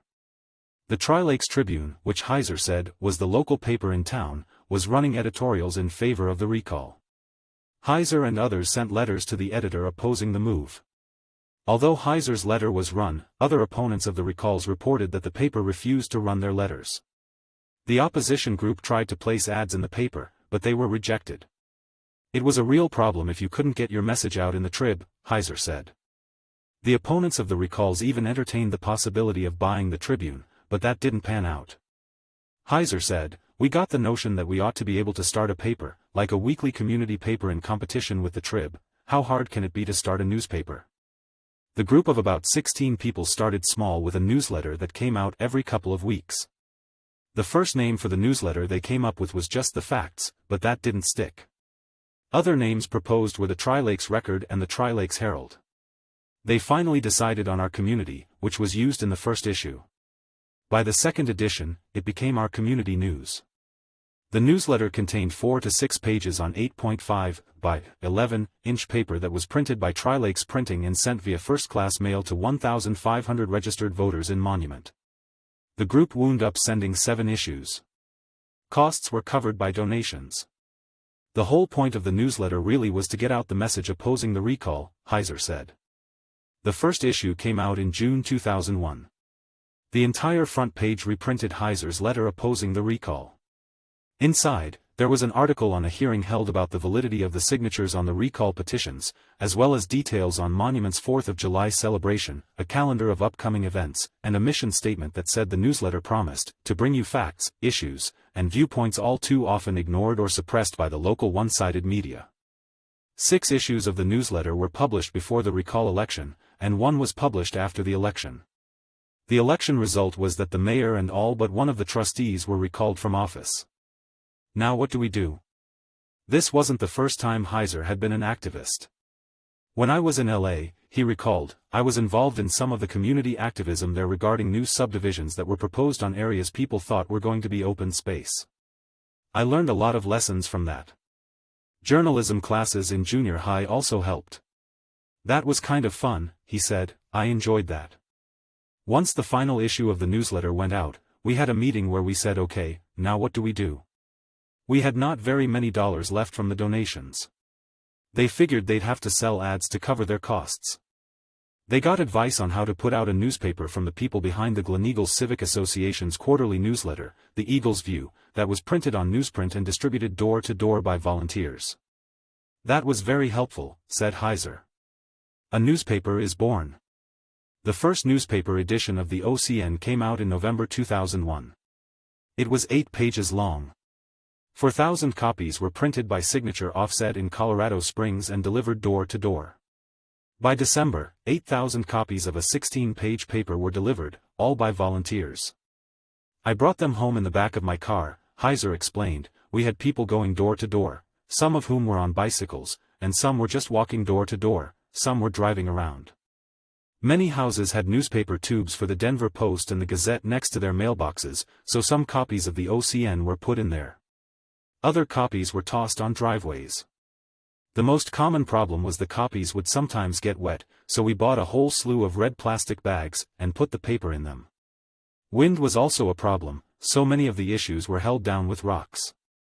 It was decided early on that the OCN wasn't going to be written like a traditional newspaper with the who, what, where, when, and why information topping the articles.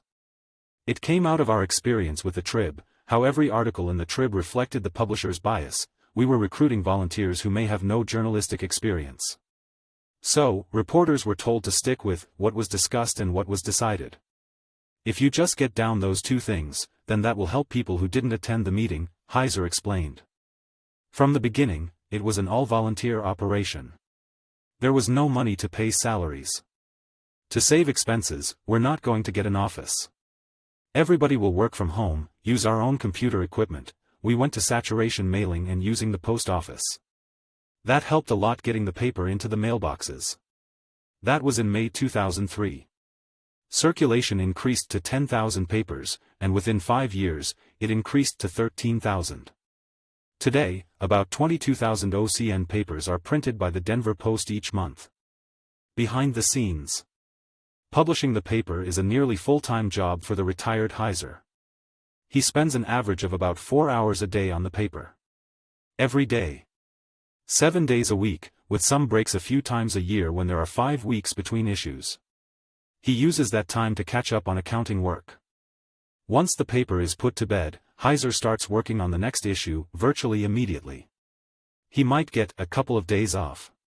That's about it. The website has to be updated, and then he reminds advertisers to get their ads in. Over the 25 years, Heiser estimates a total of about 240 people have worked for the paper.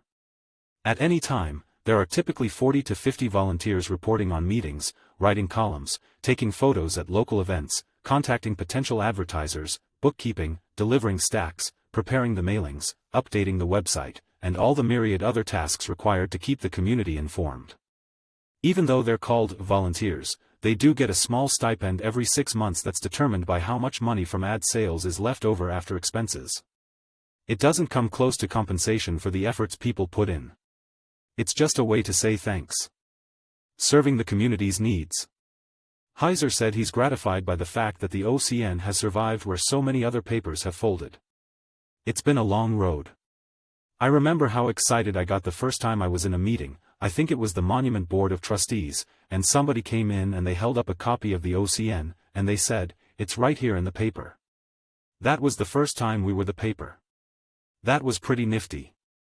Looking ahead, Heiser said he feels confident OCN will be around to celebrate its 30th anniversary and beyond.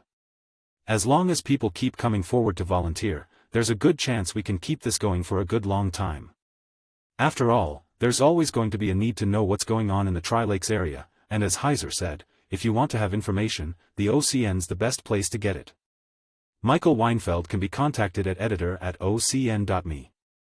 Note, OCN always needs new volunteers to report on Tri-Lakes government meetings, take snapshots of local events, talk to businesses about advertising in the paper, update the website, and help with mailing day.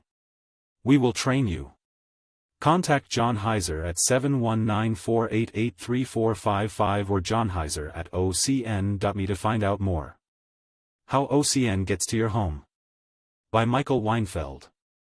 It takes dozens of volunteers to make sure you get your copy of our community news every month. It starts with determining how many households per zip code will receive a copy and how many postal bins, we call them tubs, will need to transport the papers to the post office. Labels are printed out for each tub indicating what route the papers will be delivered to. On the first Wednesday of the month, OCN volunteers pick up the empty tubs from the post office and deliver them to the Monument Sanitation District, MSD, conference room on 2nd Street where volunteers scrape off old labels from the bins and insert new ones. Then, on the first Thursday of the month, volunteer John Howe arrives at the MSD conference room around 6:30 a.m. to make sure it's set up with the necessary tools for volunteers. Around 7 a.m., Patrick Fitzgerald of the Denver Post arrives with several pallets full of about 22,000 copies of OCN. Volunteers then remove the papers from the pallets and carry them bundle by bundle into the conference room, where volunteers fill each tub with up to 180 papers. The filled tubs are then stacked on dollies and wheeled into a rental truck that's driven to the Monument Post Office first. Papers bound for Monument houses are removed from the truck. This step is repeated at the Briargate Post Office. Howe drives the Palmer Lake papers to the Palmer Lake Post Office in his car. OCN is then delivered to your home as early as Thursday night. Michael Weinfeld can be contacted at editor@ocn.me. Photos by Michael Weinfeld. Northern El Paso County Coalition of Community Organizations, May 9, Water Supply and Ongoing Quest. By Marlene Brown. The Northern El Paso County Coalition of Community Organizations, NEPCO, held its general membership meeting on May 9 at the Woodmoor Barn. NEPCO's purpose is to facilitate communication between member homeowners associations and residential areas in northern El Paso County and to provide meetings with government and quasi-government entities that their members also have an interest in communicating with. There were 21 member community associations at the meeting, which was a quorum. After the business meeting with the members, which included the treasurer's report and an amendment approval, a wildfire prevention pamphlet was handed out. The guest speakers were staff from the Colorado State Department of Water Resources and Roy Martinez, a board director of the Woodmoor Water and Sanitation Department, WWSD. Dave Betzler, NEPCO board member and communications director, introduced Wenley Dickinson, PE, water resource engineer and Denver office team 4, 5, 6 supervisor, and Ariel Hacker, water resource engineer. El Paso County is in Division 2 of the 7 water divisions in Colorado. Division 2 administers the Arkansas River Basin in southeast Colorado. Water rights are approved by the Water Court, which has jurisdiction over water matters, and then issues decrees for the water rights. The division office administration includes well permitting, construction oversight, and documenting water usage. For more information on well permit forms and documentation, go online to dwr.colorado.gov. Martinez, on the board of WWSD and a Tri-Lakes resident, had worked as the director of the Water Works Foundation, as a senior staff member at the Water Research Foundation, and at HDR Engineering, among other water-related jobs.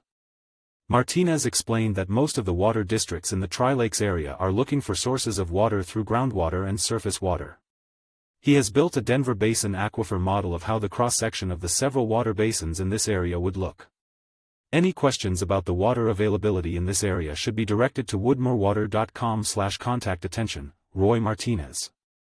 The next NEPCO meeting will be on July 11 at 10 a.m. at the Woodmoor Barn, 1691 Woodmoor Drive. Meetings are typically held on the second Saturday bi-monthly. For more information regarding future presentations and membership information for HOAs in the area, go to nepco.org. Marlene Brown can be contacted at marlenebrown@ocn.me. Woodmoor Improvement Association, May 27, Revised Rules and Regulations. By Jackie Burr-Hans. The Woodmoor Improvement Association, WA, board met on May 27 to update its rules and regulations and to hear director reports. Rules and Regulations. Forestry Director Jason Hen reported that the board had met in executive session to revise the rules and regulations for WA. He moved to adopt the updated rules and regulations, with the final verbiage to be sent to the board at the end of the week. The board unanimously approved the motion. WIA's rules and regulations can be found at its website www.woodmoor.org under Documents. Director Highlights. Vice President Peter Billy reported that the staff is doing a great job moving forward with the new system and that the phones have been fixed. Community Outreach. Director Rick DePaiva attended the NEPCO meeting, whose speakers included representatives from the State Division of Water Resources and from the Woodmoor Water and Sanitation District. DePaiva said the presentation applied more to people drilling wells. Presentations and meeting minutes are available in the member area of www.nepco.org. Treasurer Homeowners Association Administrator Denise Caliero reported for Treasurer Pete Giusti that WIA is running 3.3% under budget. There are 174 unpaid accounts, with around 20 that are more than 1 year in arrears. Liens will be filed on June 1. Covenants, Director Jennifer Davis reported 16 covenant items with 3 violations issued pertaining to trailers and RVs. There were no unfounded complaints, and 29 issues were resolved with friendly communications. There were 11 HOA checks and no covenant hearings in May, but there will be 2 hearings on June 11. Public Safety. Director Brad Gleason reported that one of the Woodmoor Public Safety, WPS, officers had left, and interviews are starting to find a replacement. Architectural Control, Ed Miller reported 55 project submissions in April, 46 of which were approved administratively. 7 projects were approved by the Architectural Control Committee, and 2 were denied. There have been 127 projects submitted year-to-date, which is a 3.2% increase from 2025, with a 97.6% approval rate. Forestry, Han noted a huge increase in interest in Firewise mitigation. There were 7 forestry and Firewise visits last month, with 10 more in the pipeline. The last grant packet was submitted and approved, with the check expected shortly. He noted that chipping days are scheduled for June 20 and 21 as well as July 18 and 19 at Lewis Palmer High School. Due to construction and the closure of Higbee Road, the logistics and traffic flow will be updated and marked with signs. He also noted that Black Forest / mulch is open and has information at www.bf/.org on acceptable refuse. Common areas. Steve Cutler reported that the sprinklers have been turned on at the barn and the flower bed has been planted. A contractor will start mowing the common areas in June, weather permitting. President Billy, on behalf of Bush, who was excused, asked residents to take their trash cans in after pickup. The WIA Board of Directors usually meets at 7 p.m. on the fourth Wednesday of each month in the barn at 1691 Woodmoor Drive, Monument. The next meeting will be on June 24th. The WIA calendar can be found at www.woodmoor.org/events/. Once approved and posted, the WIA board meeting minutes can be found at www.woodmoor.org/board-of-directors/. Jackie Burr-Hans can be reached at jackieburhans@ocn.me.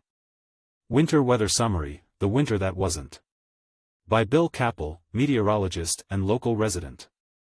This past winter was one for the record books, but not in a good way, at least if you like snow and cold. Record low snow amounts in many regions of Colorado and Utah were the result of a strong ridge of high pressure that dominated the region, enhanced by a La Nina pattern in the equatorial Pacific regions. This kept weather systems and cold air shunted off to our north and east from October through April. Of course, the reason we have weather is that Mother Nature is always trying to bring into balance the uneven amount of energy received across the Earth's surface. If one location is warm and dry, then another is equally cold and wet. That was the case this winter. While Colorado and Utah were experiencing record low snow totals, many regions of the upper Midwest, Great Lakes, and Northeast were on the cold and wet side of the pattern and experienced well above normal snowfall. Focusing back on Colorado, as of April 1, 2026, the traditional benchmark date for assessing mountain snowpack ahead of spring runoff, the statewide average snow water equivalent, SWE, the liquid water content of the snow, stood at just 3.3 inches across 115 snowtel stations. This equals only 22% of the 1991 to 2020 median for that date. For context, the previous lowest April 1 value in the snowtel record, 2012, was 9.1 inches, meaning 2026 had less than 40% as much water stored in the snow as the prior record low.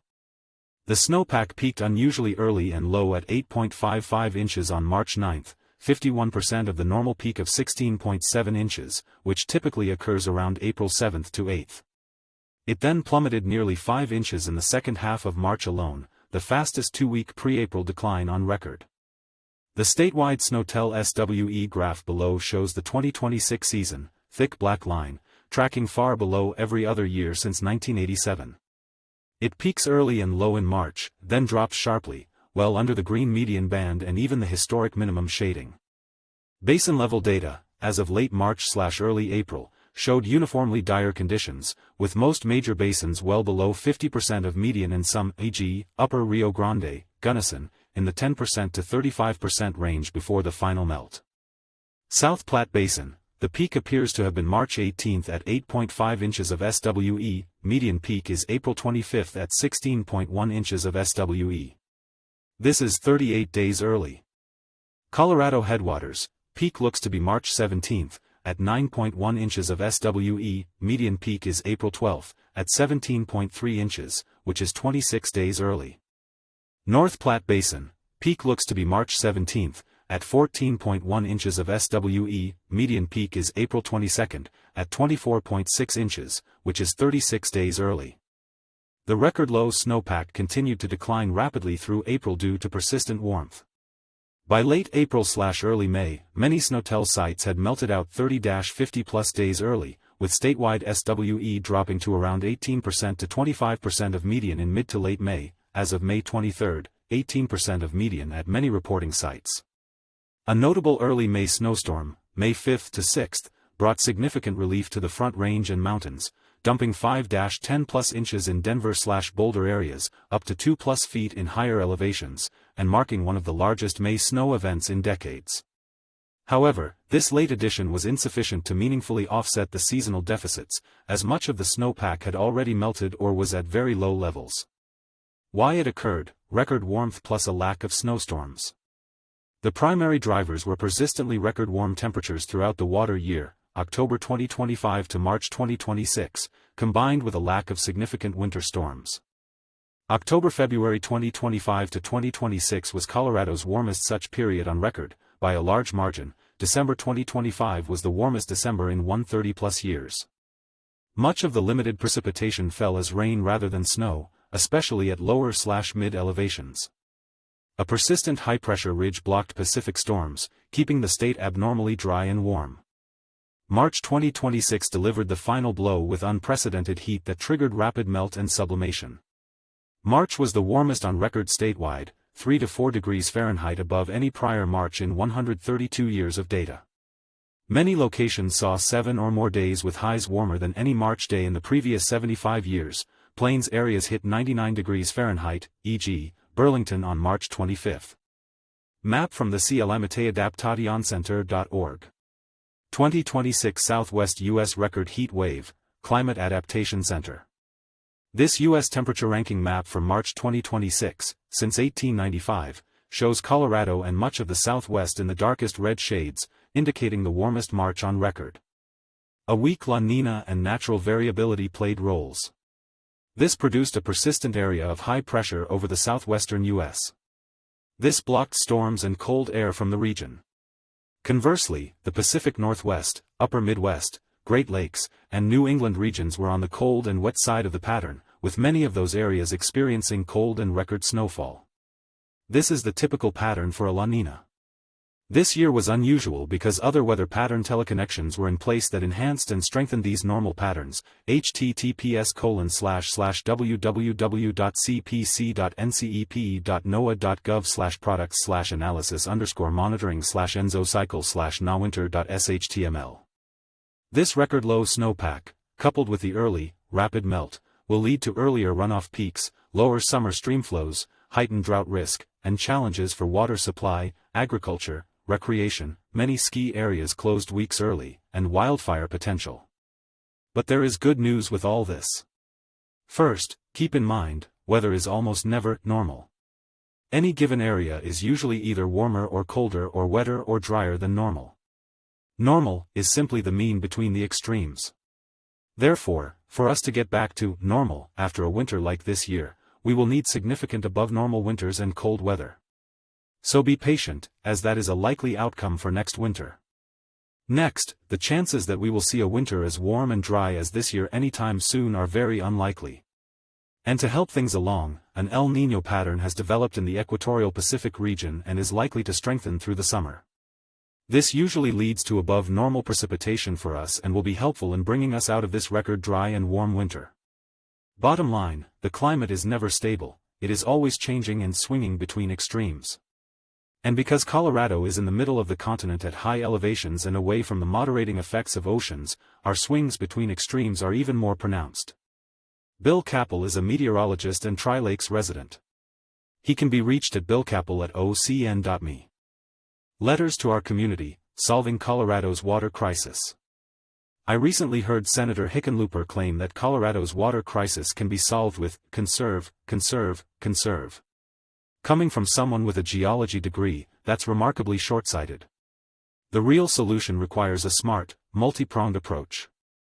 1. Renegotiate or exit the outdated 1922 Colorado River Compact and build new reservoirs on the Colorado River to secure water for residential, industrial, and agricultural use. The conditions that existed a century ago no longer apply.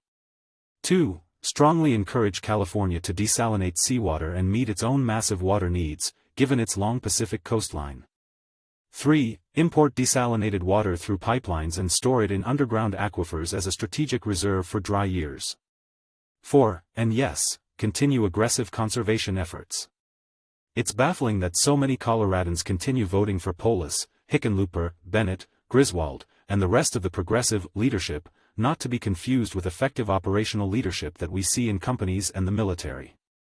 Under their watch, our state has seen rising crime, exploding cost of living, continued water shortages and wildland fire risks, and general overall decline. At some point, voters have to recognize the pattern and stop repeating the same mistakes. If you're not enthusiastic about the conservative candidate in this election cycle, at least leave that race blank on your ballot. Don't reward continued failure with another vote. Wake up, Colorado. Will Steuben. Our community news welcomes letters to the editor on topics of general interest to readers in the Tri-Lakes area. Guidelines for letters are on page B.13. The information and opinions expressed in letters to our community are the responsibility of the letter writers and should not be interpreted as the views of OCN even if the letter writer is an OCN volunteer. Letters are arranged in alphabetical order based on the last name of the author. Between the covers at Covered Treasures Bookstore, thinking about a summer escape? By the staff at Covered Treasures. What better year than this one, the 250th birthday of our country, and the 150th of Colorado, to explore this magnificent land and our beautiful state. Here are a few books that might help spark that wanderlust and get you planning your summer road trip. It is good to have an end to journey toward, but it is the journey that matters, in the end. Ursula K. Le Guin. Best Road Trips USA, Escapes on the Open Road. By various contributing authors, Lonely Planet, $24.99. Welcome to the USA. From the Florida coast to the Pacific Northwest, from the Rockies to the Great Plains, the 51 road trips in this book are like a roadmap to the soul of America. From one-day escapes to multi-week adventures, this collection of 51 amazing drives is sure to start you daydreaming of getting behind the wheel and exploring. With trips all across the country, from Route 66, it is its 100th birthday, after all, to shorter adventures closer to home, this book gives you all the information you'll need. America's National Heritage Areas.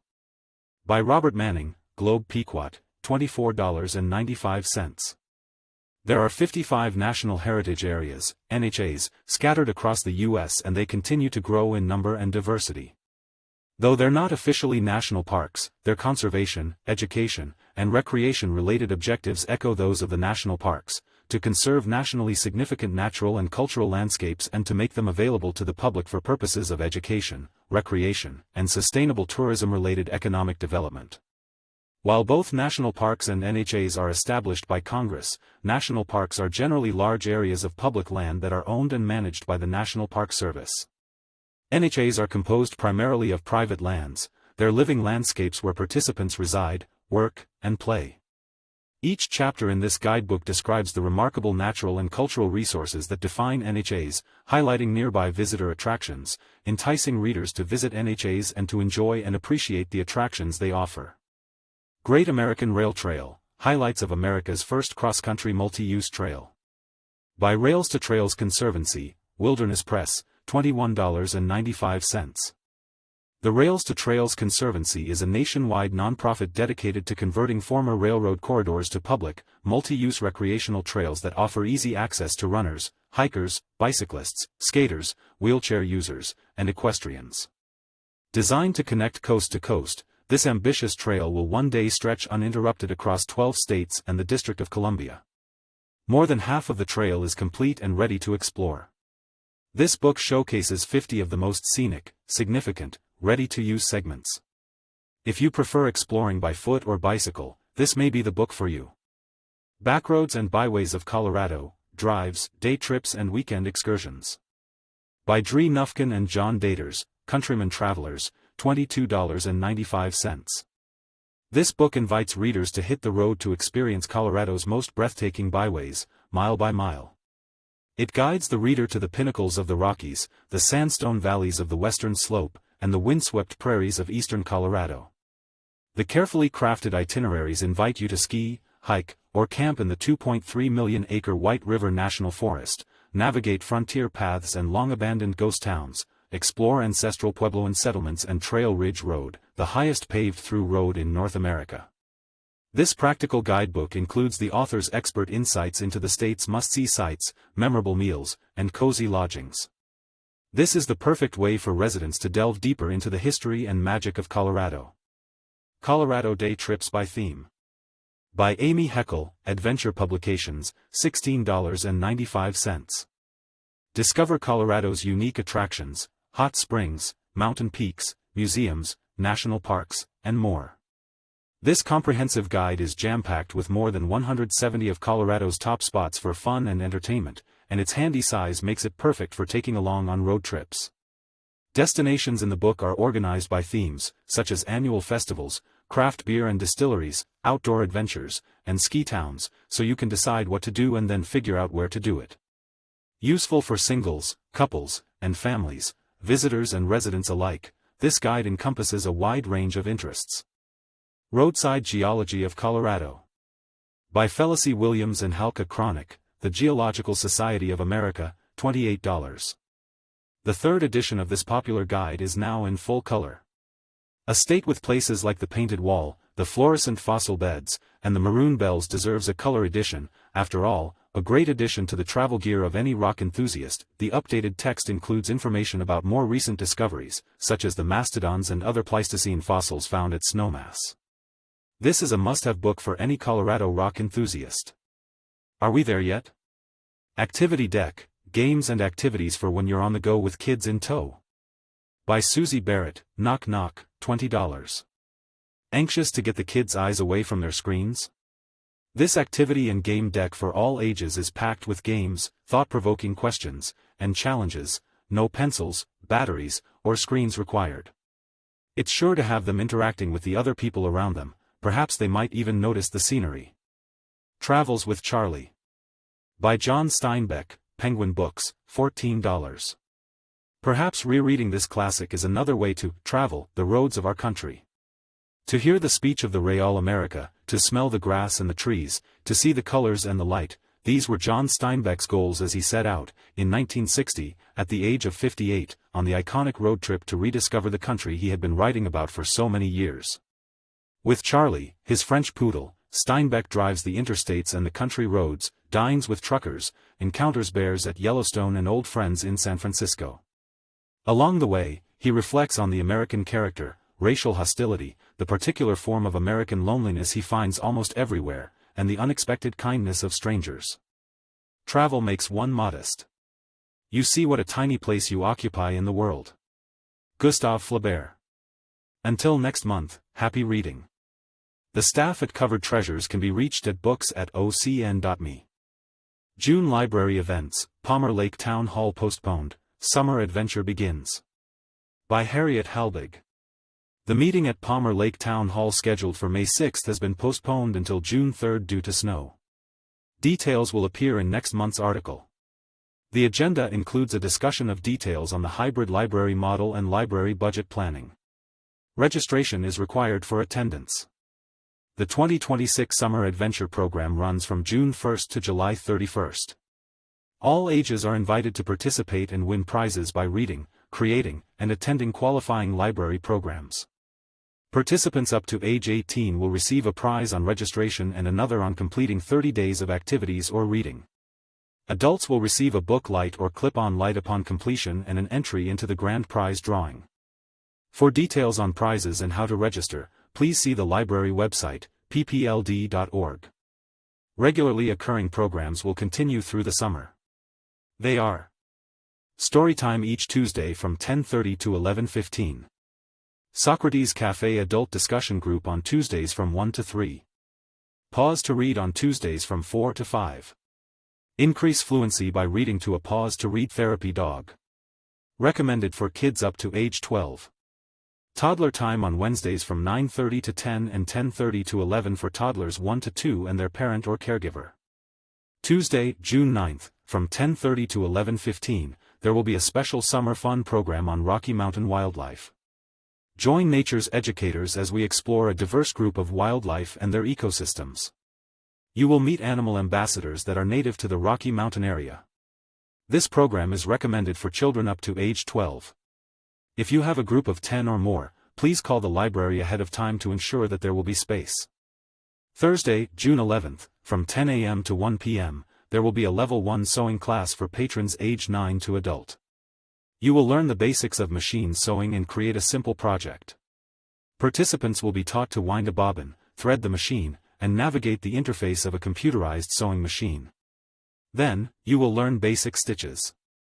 Registration is required at 719-531-6333 extension 7005.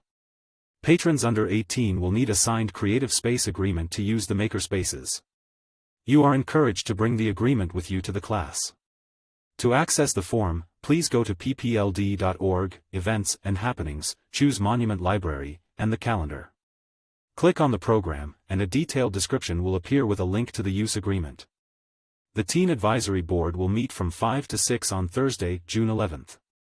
This group allows you to earn volunteer hours and help plan library activities. Membership is open to those 13 to 18. On Monday, June 15th, from 5 to 6, the Teen Craft Group will meet. Bring a project to work on while socializing with crafters your age. This group meets on the first and third Monday of each month. Thursday, June 18th, from 11 to noon, there will be a device drop-in event for those who need help with a laptop, smartphone, tablet, or the new PPLD website. Drop in anytime during this hour for assistance.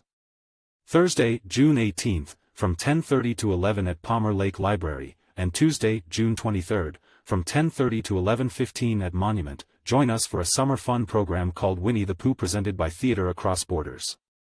The program for kids 1 to 12 features Christopher Robin and Pooh for an adventure for young audiences. If you have a group of 10 or more, please call ahead to be sure there is room.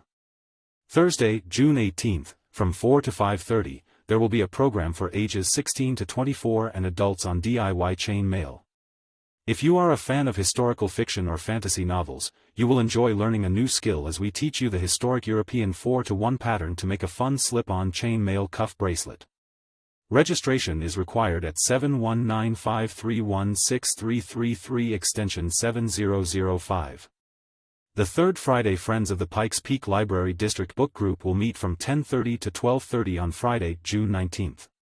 All are welcome to this group sponsored by the Tri-Lakes Friends of the Library. The June selection is A Marriage at Sea by Sophie Elmhurst. On Friday, June 19th, from 4 to 5, there will be an Idea Lab program on pinch pots for ages 6 to 12.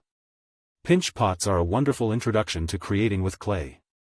Get a feel for working with clay and begin perfecting your technique. If you have a group of 10 or more, please call ahead to the library to make sure there is space. The Teen Dungeons & Dragons group will meet from 3:30 to 5:45 on Saturday, June 20th. New players and veterans ages 13 to 18 are invited to participate. Space is limited to 8 players, and registration is required at 719-531-6333 extension 7005. The Monument Fiber Arts Group for ages 18 and up will meet on Friday, June 26th, from 10:30 to 12.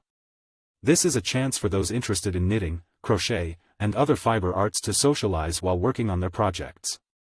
Come to the Palmer Lake Library from 11 to 12:30 on Wednesday, July 1st, to enjoy a hands-on craft program where you will make a set of 4 distinct coasters to take home, perfect for a small gift or to add personality to your own table.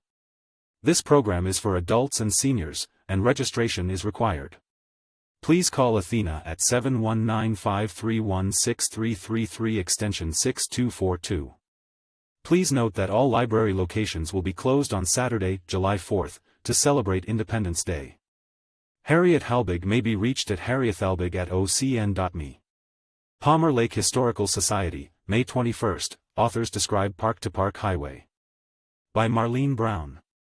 The Palmer Lake Historical Society held its regular membership meeting May 21st at Palmer Lake Town Hall. The presentation for the evening was by authors Lee and Jane Whitley, The Playground Trail, The National Park to Park Highway, a history of the highway system that was started in the 1920s to connect 12 of the national parks. The National Park System was formed by President Theodore Roosevelt during his presidency of 1901 to 2009. By the end of this term, he had reserved 12 natural areas to include El Morro in New Mexico and Montezuma Castle, Petrified Forest, and the Grand Canyon in Arizona. The National Park Service was created in 1916. Many national monuments remain as they were originally established. www.nps.gov. Paving the Way, a PBS documentary details the story of 12 motorists who took a 5,000-mile epic road trip before there were gas stations and fully paved roads. In 1920, the inaugural tour of the Park to Park Highway connected all 12 national parks in the American West and came through Palmer Lake. During the early days of the automobile, when cars got stuck in the mud, they were still being towed out by horses, and gravity-fed fuel lines caused problems up steep grades. Only the rich could afford to travel by train or by horse to the national parks, but the 1920 inaugural tour opened the door for the everyman, with the newly affordable automobile. 3 years in the making, Paving the Way combines poignant imagery with a classic American story. The viewer is treated to a cake with many layers and allowed to savor each piece, says associate producer Jane Whitley. The film recreates the 1920 tour, through the old movie clips, dedication tour photos, modern views, and the small stories nestled within each section, giving us, the viewers, a definite sense of being there. https://www.montanapbs.org/program/paving the way the National Park to Park Highway. This and other books authored by the Whitleys regarding the National Park system are available at abooks.com. Next month's meeting will be on Sunday, June 21st. It's the annual Father's Day Ice Cream Social, free and open to the public at the Palmer Lake Town Hall Village Green. Music by Nick Davey. 2 to 4 p.m. Please bring lawn chairs to enjoy this outdoor event. PLHS meetings are usually held on the third Thursday of the month, 7 to 8:30 p.m., doors open at 6:30 p.m., at the Palmer Lake Town Hall, 28 Valley Crescent Street, free and open to the public. For full descriptions, dates, and times for future programs and information on memberships or to donate to the PLHS, visit its newly updated website, https://palmerdividehistory.org. Marlene Brown can be reached at marlenebrown@ocn.me.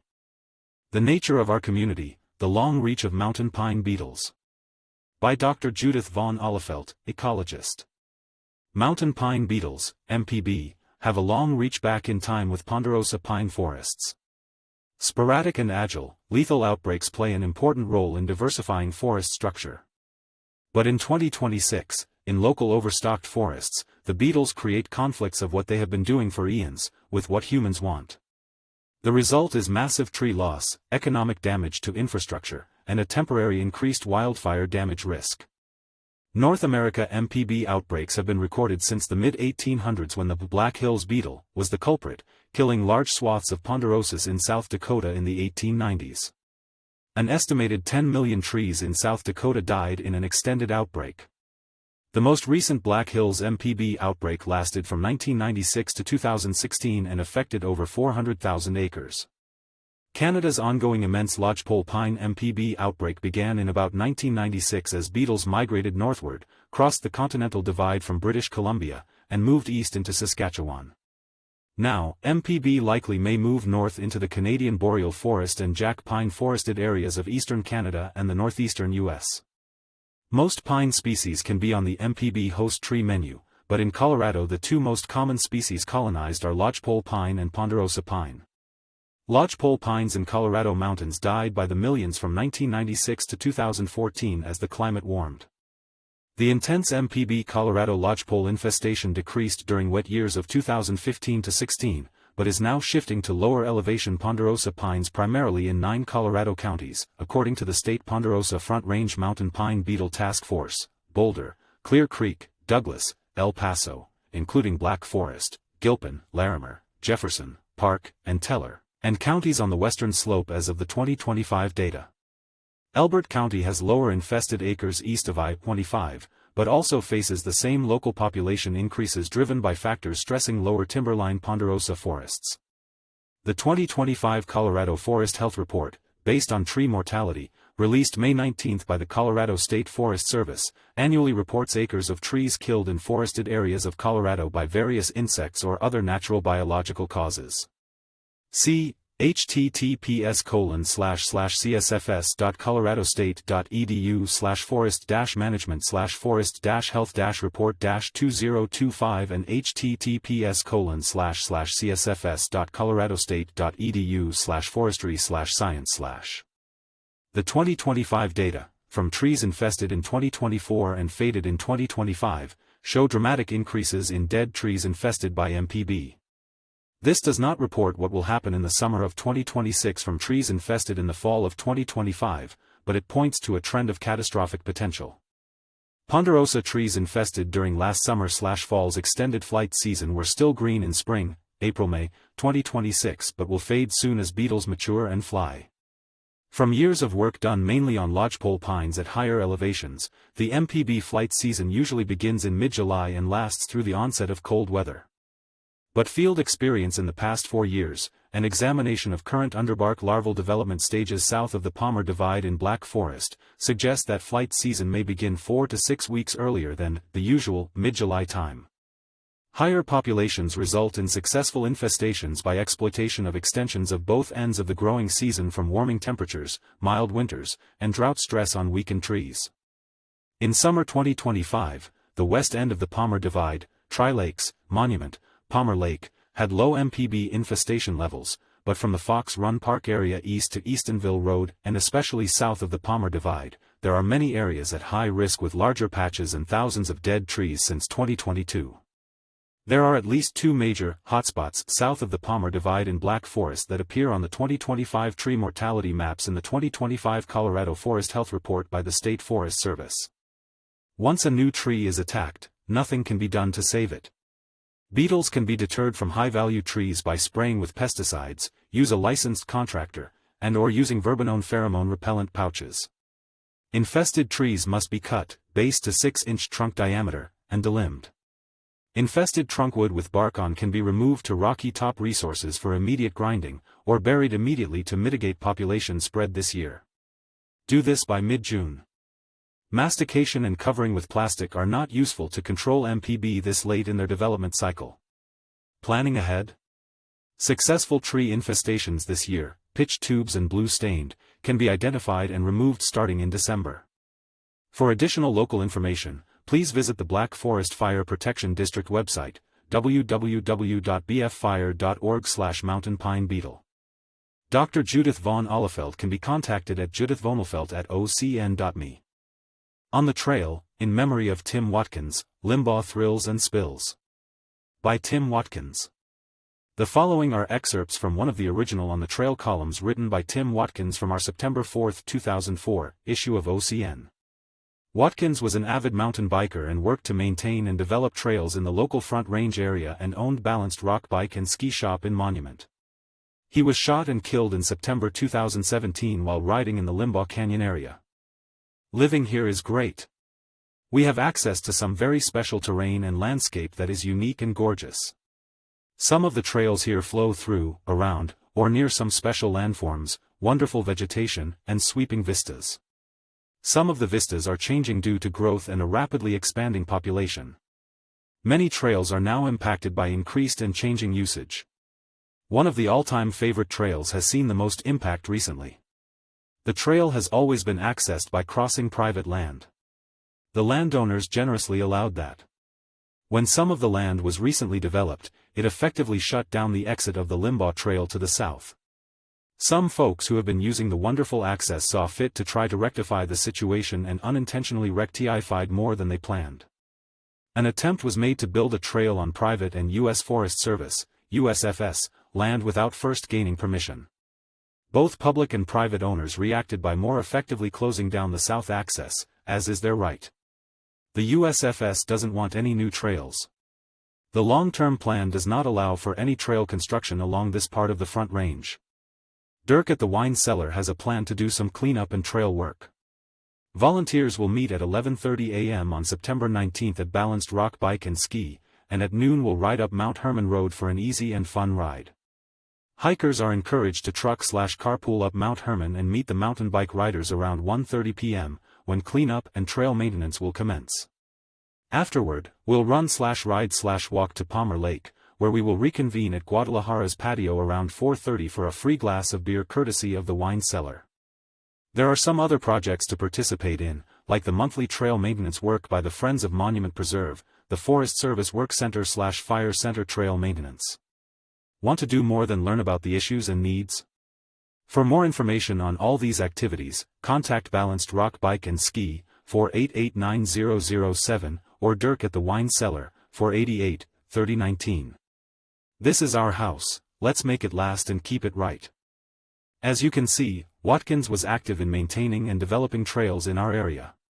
Friends of Monument Preserve was also active over 20 years ago and still organizes trail maintenance in the Monument Preserve.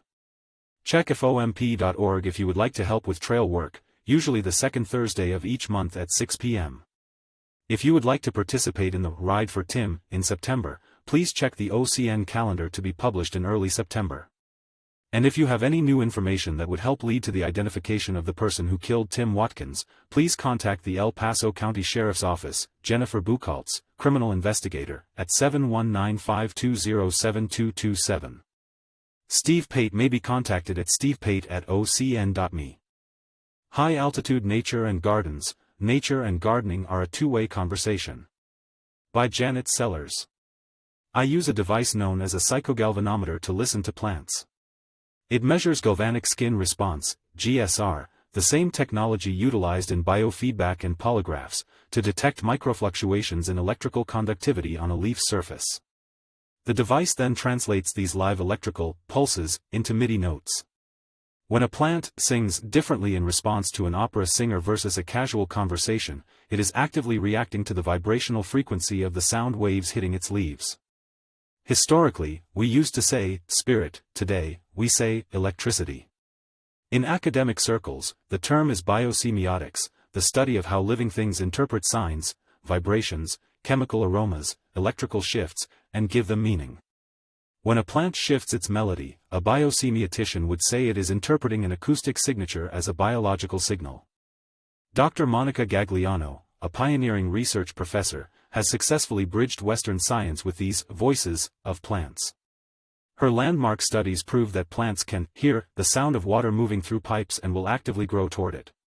Furthermore, her work with Mimosa pudica demonstrated that plants can learn and remember, establishing them as intelligent subjects rather than passive objects. This direct, sensory experience is precisely what scientists like Dr. Gagliano and Dr. Stefano Mancuso, author of The Revolutionary Genius of Plants, are now validating in top-tier scientific journals. While traditional laboratories often focus solely on chemical triggers, my work in the garden utilizes biofeedback technology to listen to the electrical language of our local flora. When a plant shifts its melody in response to the human voice, we are witnessing a genuine biosemiotic exchange, the very conversation that physicist Jagadish Chandra Bose pioneered over a century ago when he proved that plants possess a vibrant electrical response to the world around them. Utilizing these MIDI devices, pioneered by communities like Damanhur in Italy, provides direct, live data that purely theoretical study misses. Ultimately, these experiments bridge the gap between my artistic practice and the science of awe, proving that gardening is not a chore, but a deeply artistic, reciprocal relationship. A practitioner of lazy gardening, Janet Sellers uses permaculture to let Mother Nature lead the way. She is a professional artist, writer, and speaker who translates the science of awe into everyday life through local nature walks and forest bathing tours, and community gardens that restore both the soil and the soul. Contact Janet Sellers at ocn.me. Art Matters, the modern artist's Desilu Moment is good math. By Janet Sellers. What Lucille Ball and Desi Arnaz fought for in 1950, a proposed Colorado framework, could soon be formalized into state law. For centuries, artists have succumbed to a one-and-done economy. We spend weeks, months, or years pouring our physical velocity and conceptual ideation into a canvas or a sculpture. We find a buyer, exchange the work for a check, and wave goodbye. Under the federal first sale doctrine, our financial connection to that work is severed the moment that check clears. If a collector sells our painting 10 years later for 10 times what they paid, we get exactly $0. In the business world, that is called bad math. But what if we stopped selling the originals and started managing the assets? Back in the early television days, what Desi Arnaz and Lucille Ball had to build out of sheer determination and contract leverage in 1950 with Desilu Productions, retaining 100% ownership of their film prints to pioneer the television rerun, the Colorado legislature is attempting to formalize into state law. The state legislature recently passed SB 26-133, the Colorado Artist Company Act.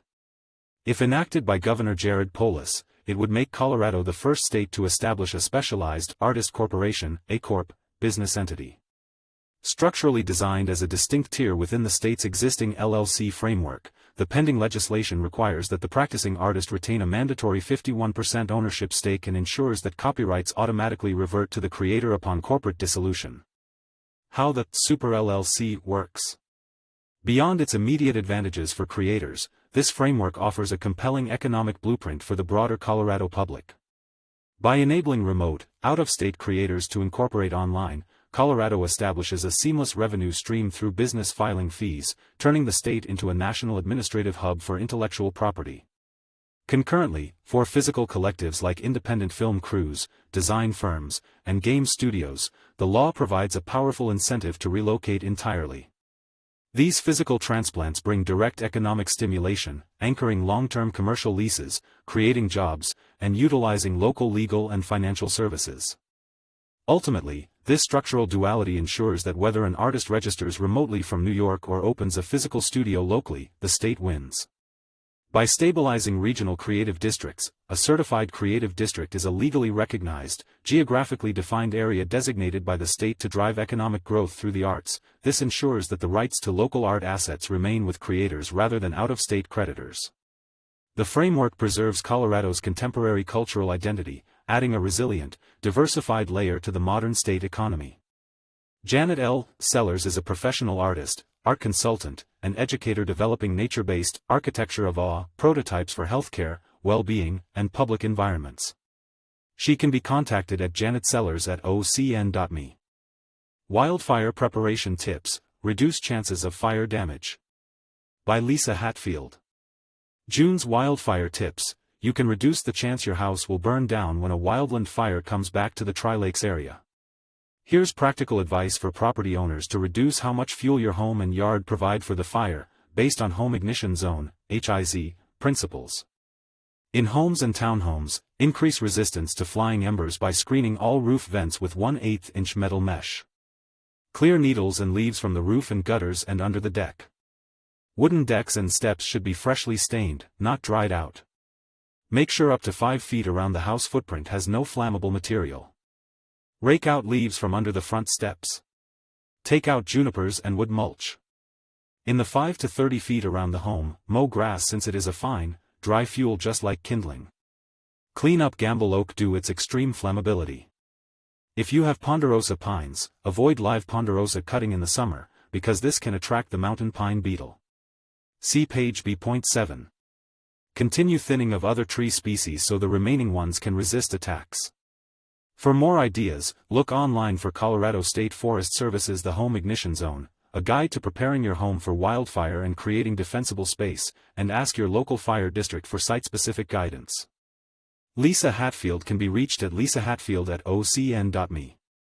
Our Community Notices. By Janet Sellers. Although we strive for accuracy in these listings, dates or times are often changed after publication. Please double-check the time and place of any event you wish to attend by calling the information number for that event. Please notify us if your event listing needs to be updated. Black Forest /drop-off, mulch program. Operation, $10 fee for each load dropped off. Through September 12, Tuesday and Thursday evenings, 5 to 7:30 p.m., Saturday, 8 a.m. to 4 p.m. Mulch is available while supplies last. Mulch loader schedule, Saturdays only, 8 a.m. to 4 p.m. Loader fee is $5 per bucket. Shoup Road and Herring Road, Colorado Springs, Colorado 80908. June 8 deadline for property tax appeals. Colorado law requires the county assessor to hear objections to real property classifications and valuations beginning May 1, 2026. Objections to the valuation or classification of real property must be postmarked, delivered, or presented in person to the county assessor's office no later than June 8, 2026. For additional information, contact the county assessor's office at 719-520-6600 or email us or web at elpasoco.com. For online filings, please visit https://assessor.elpasoco.com/appeals. El Paso County Property Protection Program. El Paso County has launched a new property protection program to help prevent fraudulent deed transfers and real estate scams.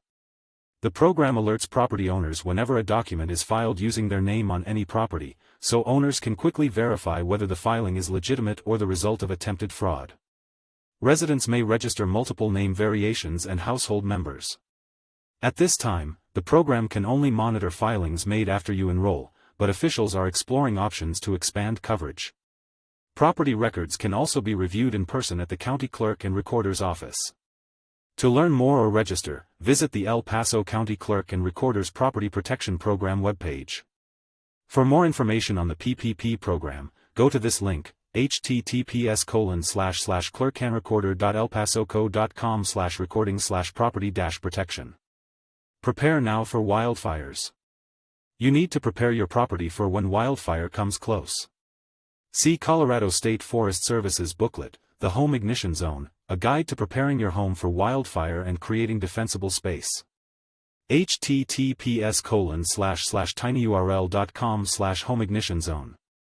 It's up to you to reduce the risks on your private property by analyzing where the fuels are. Easy things like getting pine needles out of your gutter will help. The booklet has ideas for homes in prairies, forests, or suburban areas. MFD seeks your help.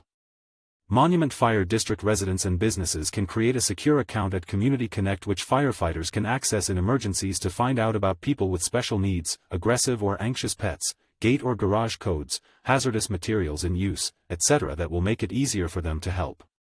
www.communityconnect.io/info/code-monument. Coyote safety.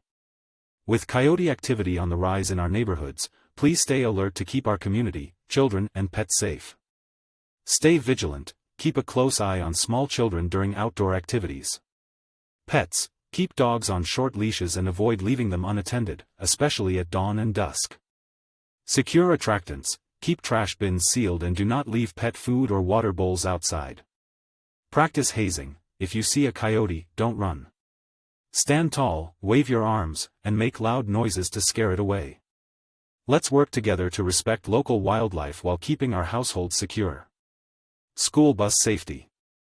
Drivers who pass a stopped school bus with its stop arm extended and flashing lights constitute a dangerous and life-threatening violation of traffic laws.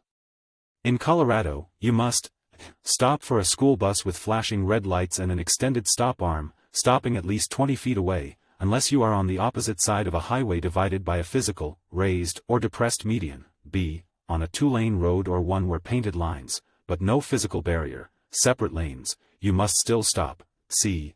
After stopping, you must remain stopped until the bus's lights stop flashing and it begins to move again.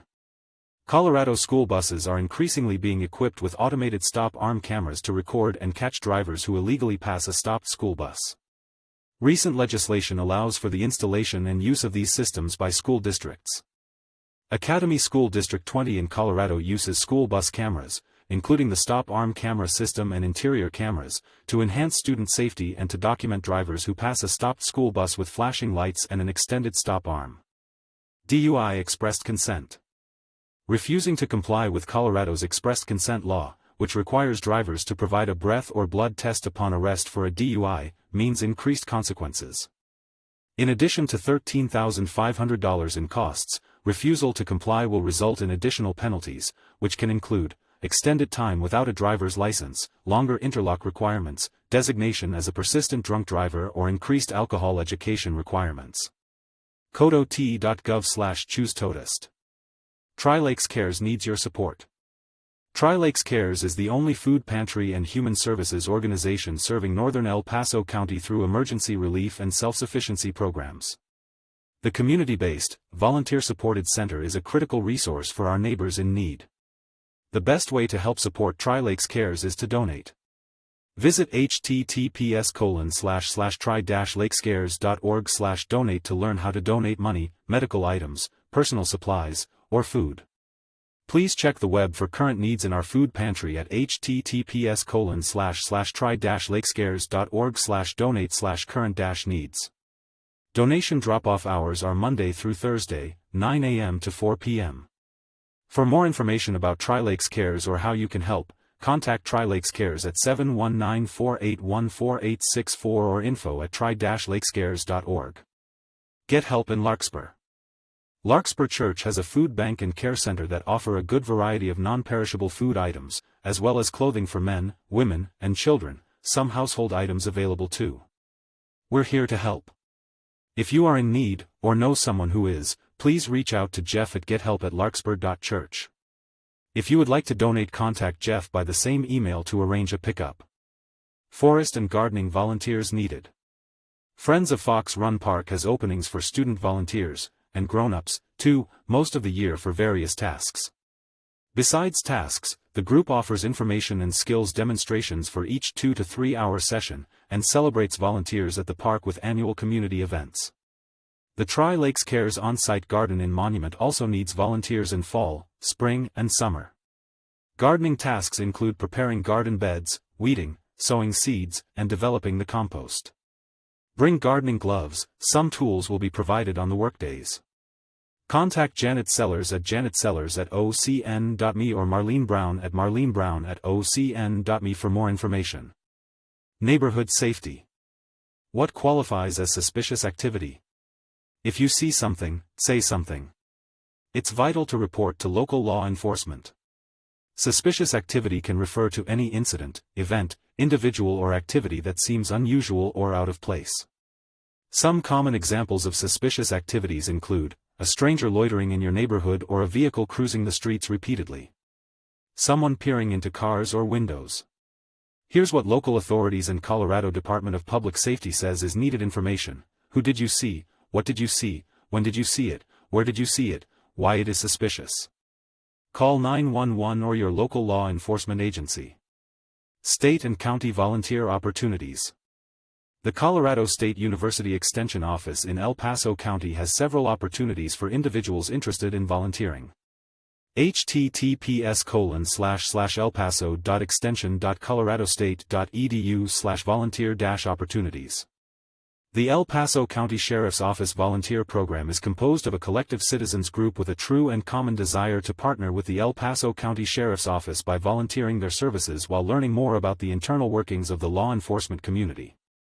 https://www.epcsheriffsoffice.com/volunteer-program/.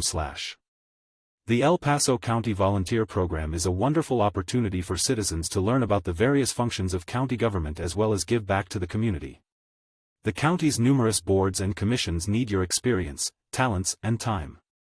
https://bocc.elpasoco.com/volunteer/.